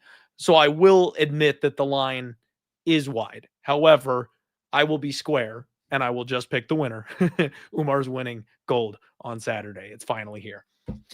Yeah, listen, you've been calling for Umar to be champion for a long time, so I'd actually be disappointed if you didn't stick by that, because that'd be kind of like, you know, certain guys, whether it was Beneil or Jamahal, for me saying that I thought they'd be future champs, and then it comes to the title fight, and then I puss out. But then again, one was Beneil was plus 225, and Jamahal was like minus 120, so it's a little bit different. You know, here you got minus 350, and that's the big thing, you know. Yes, Merab's acting completely uncharacteristic, saying some wild, unhinged shit. But at the end of the day, back to, you know, I guess I'm repeating myself ad nauseum at this point, but it comes down to two things. How do they match up, and the odds? Well, the odds suck, but how do they match up? Well, the way they match up, firstly, the whole Umar being unproven thing, sure, most of the guys he fought, okay, weren't, you know, but if you can go 5 rounds with Corey Sandhagen, land 100 significant strikes plus 5 takedowns, that's all I need to know that you're legit. Like, you don't do stuff like that if you're not legit, and that's just the bottom line. So, you know, that being said, I think the way they match up is that, you know, Umar does have the wrestling to use it in reverse, keep this fight standing, where he does seem to have a big edge.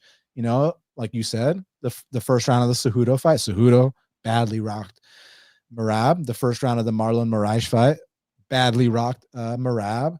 The Sean O'Malley fight badly hurt him to the body. So, yeah, Merab's definitely vulnerable on the feet. But then again, you could look at that Bezcat fight, where Bezcat only landed 3 significant strikes the whole fight, and one of them was a knockdown. But at the same time, Umar immediately recovered. Umar recovered to the point where he won the round that he got dropped in. So, yes, like, sir. That shit. That's the thing people don't want to give him credit for. He got rocked, he got dropped, he got caught. It happens to the best of us. Yeah. Bezcat didn't have another moment the entire fight. It was a little behind the ear equilibrium shot anyways. Yeah, I mean, you just have to speak facts about what happened, not just give like one-sided information. Oh, he got dropped, he's a fraud. No, he got dropped, he ends up winning that round and the whole fight dominantly. And then the Sandhagen fight proved he's on this level. It's just, again, from a betting perspective, when you get plus 250 on who's currently the best bantamweight on planet Earth, maybe not on your power rankings, but in the official rankings, this guy does have a gold belt on his wall that says that he's the UFC world champion. I don't know. What if he does get Umar to that fatigue state and then he is able to get those takedowns late? That would be very interesting because that's something we've never seen before, right? And one thing I was actually talking to my boy Meticulous about. Shout out to Meticulous. He makes all my graphics and my thumbnails. I love that kid. We were talking about there's not much to criticize with the Russians except how they cut weight. They are not the best at cutting weight, and that leads to gassing late in fights. Are you frozen, Clint?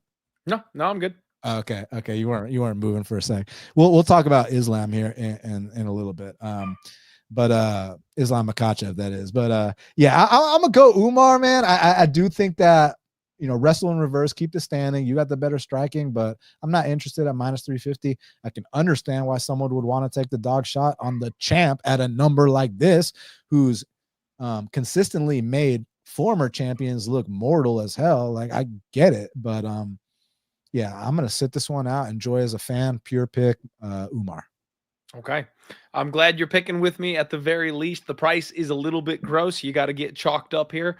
And the question for me, Dan, is how do I play it? Because I've got so much belief in Umar that I think, like you said, people will shame and mock me if I don't do something with him this weekend. But you got your futures already, right? I've got my futures bet. That's the thing. Okay. He's got to win this one for that one to even count, right? So do I bother doubling up by like parlaying him or something? But technically, you don't need to force anything. Fuck anyone's opinion. It's all about your bankroll. Absolutely. But I'm just saying, if Umar wins on Saturday and I win a net zero, the day he gets belt wrapped around his waist, I might be a little sad. So I might have to do something.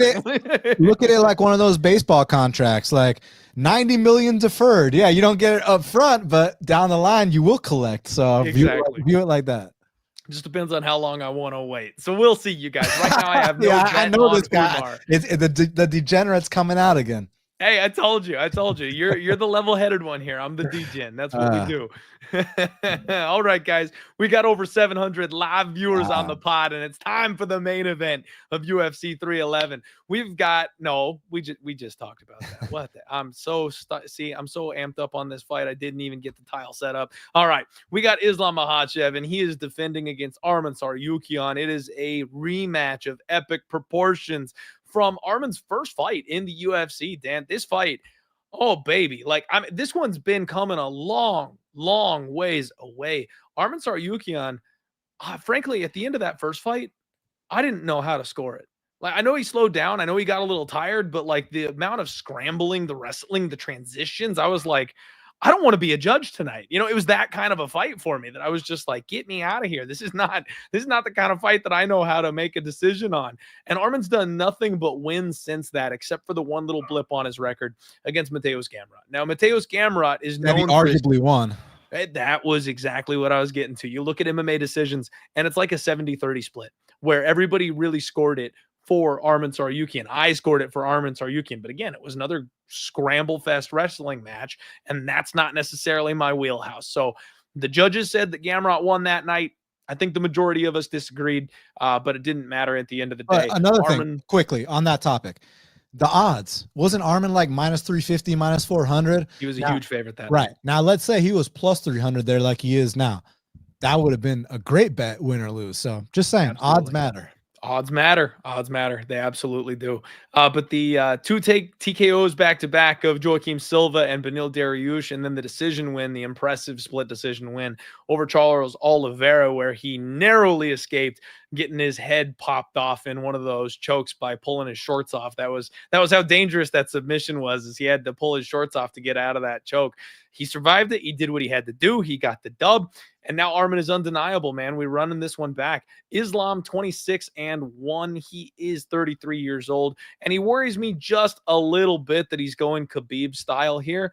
He's got his farm all set up. He's looking to try to, I think break the record for consecutive title defenses for lightweight. So I kind of have this weird suspicion that Islam is getting near the end of his run. Khabib hung it up when he still had juice in the tank. He went on top. He went out the GOAT, right? I think Islam is probably looking to do kind of the same thing. And after beating Alexander Volkanovski back-to-back times, he took out Dustin Poirier, the most dangerous guy in the division, dethroning Charles Oliveira. Like, at this point point in time, that's the who's who of this weight class. You know, Dan, people are mocking me for my little baby sprinkle on Paddy the Baddy to be champion at the end of the year at 90-1. The reason for that is this division is about to have so much turnover. It's unbelievable. Since Conor McGregor, this has been the premier UFC division for like the last 15 years now.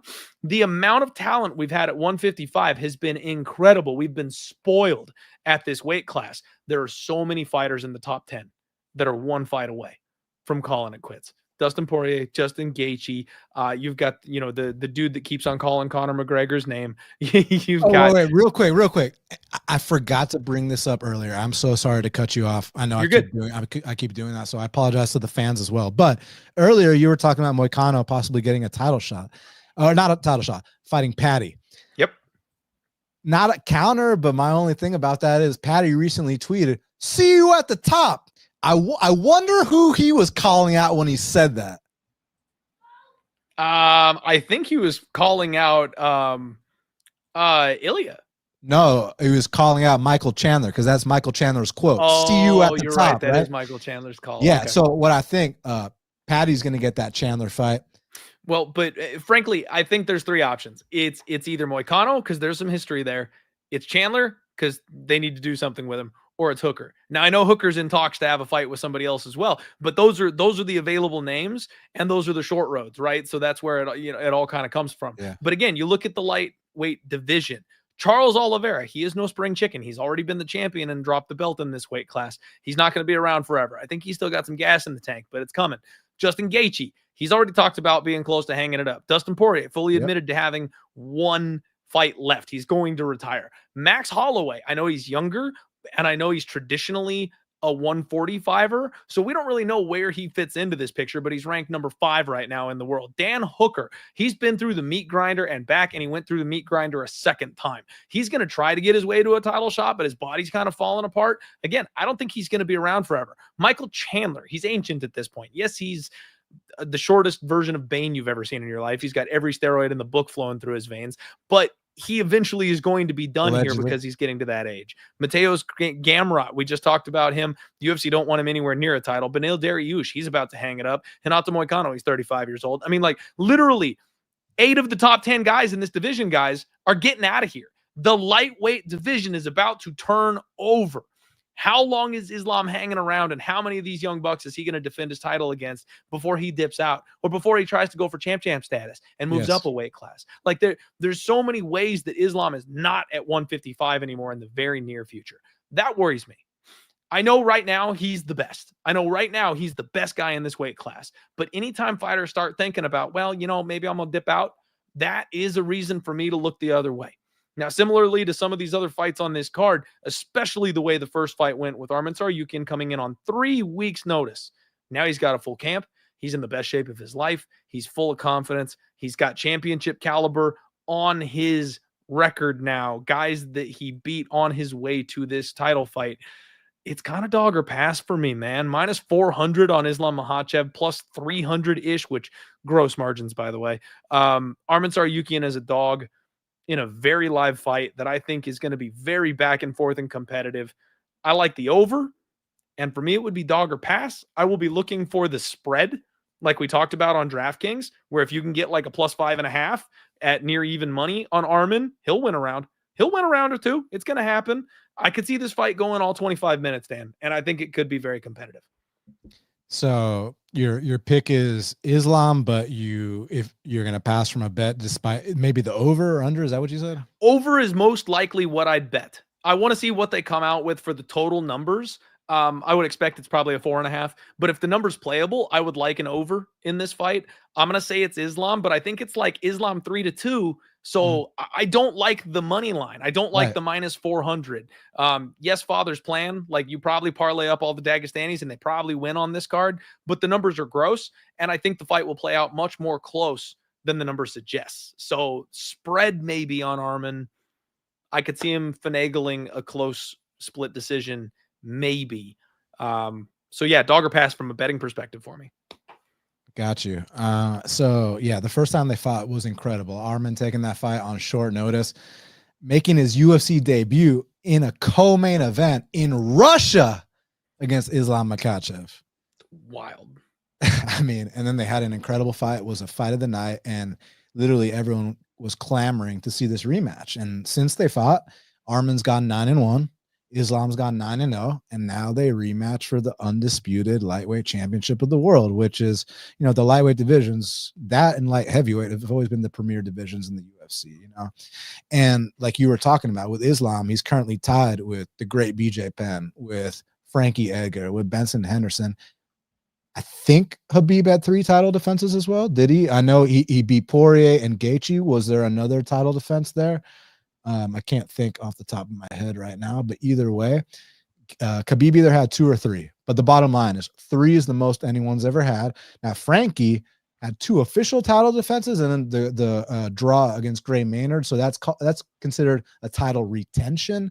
So we can have that debate another time. But the bottom line is no one at lightweights defended that belt more than 3 times. So Islam comes out here and wins. He'll be the first to ever have 4. But I've been hearing things from, I know people in Islam's camp that are close to him that have literally told me that Islam is salivating at the thought of going to 170 pounds. Like, he really wants to get that second belt. He needs that water.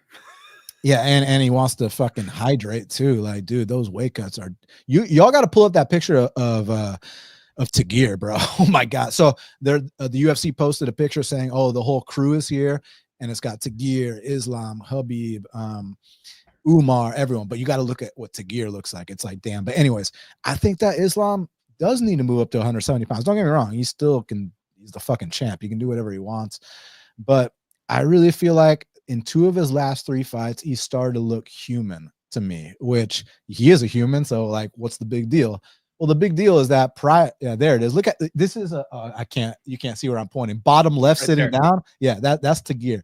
Like, bro, move up to 35s, my boy. You know what I'm saying? Because otherwise, he's gonna have to wait another year to come back because those weight cuts are destroying his fucking liver. You know, he's reminding me of Nate Manis. Yeah. Anyways, where did I leave off? Yeah, so I was talking about how, you know, Islam, I feel like he needs to move up to 70 because in 2 of the last 3 fights, he's looked human, which again, I know he is a human, but a lot of people view him and, you know, his family, you know, the Habibs and whatnot, as invincible. Well, Habib did have an undefeated record. Islam doesn't. Now, these 2 of the last 3 fights, the first Volk fight and the Dustin Poirier fight, really confirmed to me that, you know, he's getting close to not retirement, not anything like that, but just move up. You're gonna feel so much better. And like in those late rounds, like what happened in that 5th round against Volk, where this guy's face planting when Volk, who's a 5'6", 145er, is getting on top of Islam and ground and pounding him. What's happening in that Poirier fight? Dustin Poirier is one of my all-time favorite fighters, a legend in the sport. Poirier's prime, I mean, I was at his title fight against Max Holloway when he won the interim belt at UFC 236 in Atlanta, Georgia, the same night that Izzy fought Kelvin, 2 of the best fights of all time, co-main event and main event. That was 2019, bro. That's when Dustin won his belt, and then he challenged Khabib, you know, to unify the belts, and that was a prime Dustin Poirier, and you saw how Khabib treated him. And then a non-prime Dustin Poirier, a Poirier that's 1 fight away from retirement, stuffed 11 takedowns against Islam Makhachev.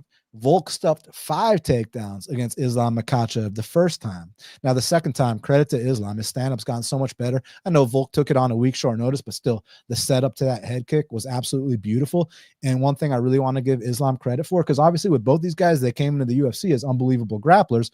So what's the thing they've really had to work on? Their stand-up. And one big thing that Islam's added to his stand-up game is his Muay Thai clinch knees. Like, man, you try to close the distance on him, he's got some big knees waiting for you. And at distance, those head kicks are on point. I think his hands are still a little bit shaky. And then also what's interesting about this, because with both guys having such good wrestling, I have a feeling that although the first fight was a scramble fest, I think this one might actually play out the majority on the feet.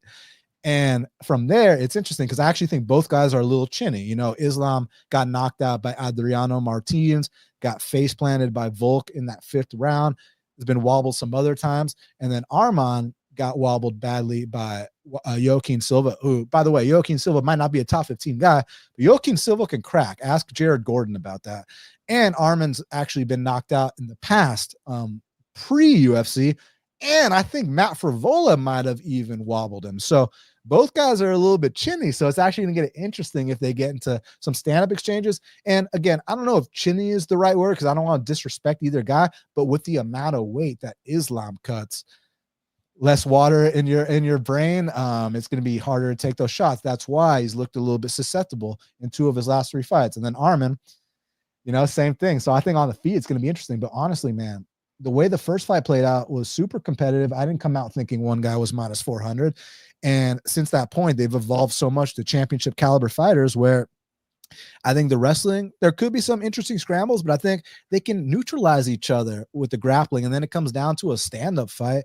And I think Arman can compete with him, man. I think Arman can compete with this guy everywhere. And honestly, I took the plus 305 odds on Arman Tsarukyan, and it's not a fade on Islam Makhachev. And I would never disrespect one of the greatest fighters, not just in the UFC today, but one of the greatest fighters of all time, and say that he's on a decline or anything like that. But what I will say is that if you give me plus 300 odds on Arman Tsarukyan versus any grown man that can make 155 pounds, I simply don't have a choice as a betting man. And yeah, I know people are going to say certain things. That's fine. Listen, just go get rich betting Islam. Like, who cares what I say? Like, if you think I'm wrong, go get rich betting a minus 400 and minus 450, do your thing. But then I see comments like, I'm going to come back on January 18th and, when Islam wins and talk all the shit. How about you on January 18th, you just get rich and worry about yourself, So, yeah, I would bet Arman at plus 300 versus any grown man at 155 pounds. I did it here. Let's fucking get it. And new. Oh, like one last thing. Put on your tinfoil hat. Let's go. So, Los Angeles. By the way, the fight's in Los Angeles. What is Los Angeles right next to? What's next door to Los Angeles? That is a great question. Glendale. What's Glendale? Arizona? Glendale, California. But what is Glendale? Glendale is the largest Armenian population outside of Armenia, period, and the largest Armenian population in the U.S. I was actually in California recently, like late last year. I don't know if you guys know the guy Rain Man on Twitter. Fucking great guy. Me and him went out to dinner to this nice Persian Armenian spot called Rafi's Place. And man, the kind of pride that Armenians have, like I'm telling you right now, if Arman wins this belt in LA, he's going to go down the street to Glendale at Rafi's Place. And it's going to be like, he's going to get his parade in Cali. He doesn't even have to go back home yet. He's going to get his parade in Cali if he wins, because Glendale, like I said, the biggest Armenian population outside of Armenia. So that's going to be like, whoa, like a hometown hero's welcome. So he can have that celebration, and then he can go back to Armenia, to Georgia. There's one other place he's associated to Russia. And man, yeah, this could be huge, but first he's got to do the thing. And I think he's got a better chance than the line indicates. So plus 300, plus 305 to be exact. I took it. Let's fucking get it. That is definitely good information to have there, Dan. I did not know that about the Armenian population out there. Yeah, I used to like Rain Man. I don't know. He got real weird on me. He turned tail on me a couple of months ago. And had real weird thing on. I'll talk to him. I met the guy in person. We talk all the time. He's a fucking great guy. So Hey, you know me, Dan. I'm not over it. My friends don't have to be friends. You know what I mean? Like I don't need you to talk to him for me or anything. I muted him forever ago on Twitter because he was a supporter. We followed each other for a long time, and then the last couple of months he just got real weird. Had a bone to pick one day, got a bug up his ass, and started spouting shit. And I was like, nope, we're done with that. So no clue what happened there. I'm sorry to hear, because my experience with him has been amazing. But it's always so weird, man. Different people, different experiences. Then again, it happens. I think certain things, the way people come across on the internet, if they met you in person, they act completely different. Because, for example, I've had some people not just some, tons of people, call me a fraud, call me fake, call me a piece of shit, an arrogant asshole, whatever the case may be, right? And I actually ran into some of those people at a UFC event, and the whole time they're trying to shake my hand, tell me how much they respect me. So the way people act on the internet is not necessarily how they're going to act in person. But yeah, well, we can talk about that later. Absolutely. No, that's it though, man. I'm right there with you. And frankly, I've poked holes in Islam's situation a couple different times. I've said that I don't feel like he's the most durable guy ever. I thought that Volkanovski, frankly, got robbed in that first fight. I thought Alexander Volkanovski deserved to get the decision and beat him there. In the rematch, I kind of warned everybody because they did that thing where the line was closer in the rematch. And I was like, it's a bad spot. It's short notice. He's not prepared up a weight class. Like, this is the one where you hammer Islam. And we actually did well taking Islam in that rematch. But again, then Islam's only other title defense, which don't get me wrong, he's an incredible fighter. Dustin Poirier, who's retirement age, like he's fought a couple of old guys, and most of his title defenses or title fights are guys that fight at 145, not guys that fight at 155. So like he's size bullying to some extent here, even though Volkanovski is the GOAT. You know, I can't mark him down for that, but he definitely has a real massive quick size advantage here. I fucking hate the term size bully unless you miss weight. If you can make the weight class, you're not a size bully, in my opinion. If you're consistent, I'm saying he's fighting a 145er. I know Volk was looking for GOAT status. I know he was going for 2-time champ status. You know what I mean? But he's a natural 145er, and Islam will not be out of place at 170. That's a big size difference. Oh yeah, well that's a fact. But dude was still fighting in his weight class, so yeah. No, fair enough. Weight. Fair enough. But my point is a young prime championship caliber fighter at 155. Yeah, he's never done it. He hasn't fought that yet. This will be his first time fighting somebody who's in their prime, who is in their right weight class. Who can wrestle. Big opportunity here for Arman Tsarukyan. I like it. I might have to join you on that one, Dan. I like the majority of the chalk this weekend. You know, obviously cousin Umar. Jamal's a slight favorite at this point. We picked Moicano. I'm sticking with that. Gonna move on Reinier. I like a couple of dogs here. Obviously, Talbott's, you know, the pick he's going to roll here, in my opinion. I got to look up Asmat here, see if Reese is worth a darn. We're Oppo on Carol Hossa and Aileen Perez. This is going to be a good card, man. This is a hell of a fight night. Gonna be a fun card. Guys, got to shout out Bet Openly one more time. Please make sure you click the link in the description below. Get signed up. Start saving money. And also, we're going to do a giveaway. We're going to be doing a giveaway. So get signed up, deposit $20, and then we're going to give away cash. So be eligible for that for UFC 311 on Saturday. Dan, thank you for chilling with me, you guys. This is almost a 3-hour podcast, which frankly, we never do. It's usually 2 hours. Every once in a while, it'll stretch to 220, 230, but this man's an absolute warrior sticking with me for 3 straight hours talking fights. So please support him. Dan, if there's anything coming up, if you got something you want to tell the people, sponsor, shout outs, whatever, the floor is yours, my man. The only thing I want to say is thank you. Thank you to everyone for the support, for being here, for supporting Clint, for supporting me, for supporting the community. I really appreciate everyone that comes out here with a positive approach. You know, I'm literally down to interact with anybody that has my back and is just a positive, you know, person. And let's get more of that going. You can follow me on Twitter at Best Fight Picks. But the most important thing I want you to do is go to my YouTube channel, type in Half the Battle, and subscribe. Always dropping content. Like I said earlier, did a show breaking down this card with the great Nick Kalikas. I'm gonna have more content throughout the week. So yeah, just type in Half the Battle. You'll find me there. And again, I cannot emphasize enough how grateful I am for the support of all the listeners. You know, keep supporting Clint. Smash the like button, subscribe, leave him a comment. And we'll all be in touch. And I hope y'all cash these bets this weekend. Thank you again.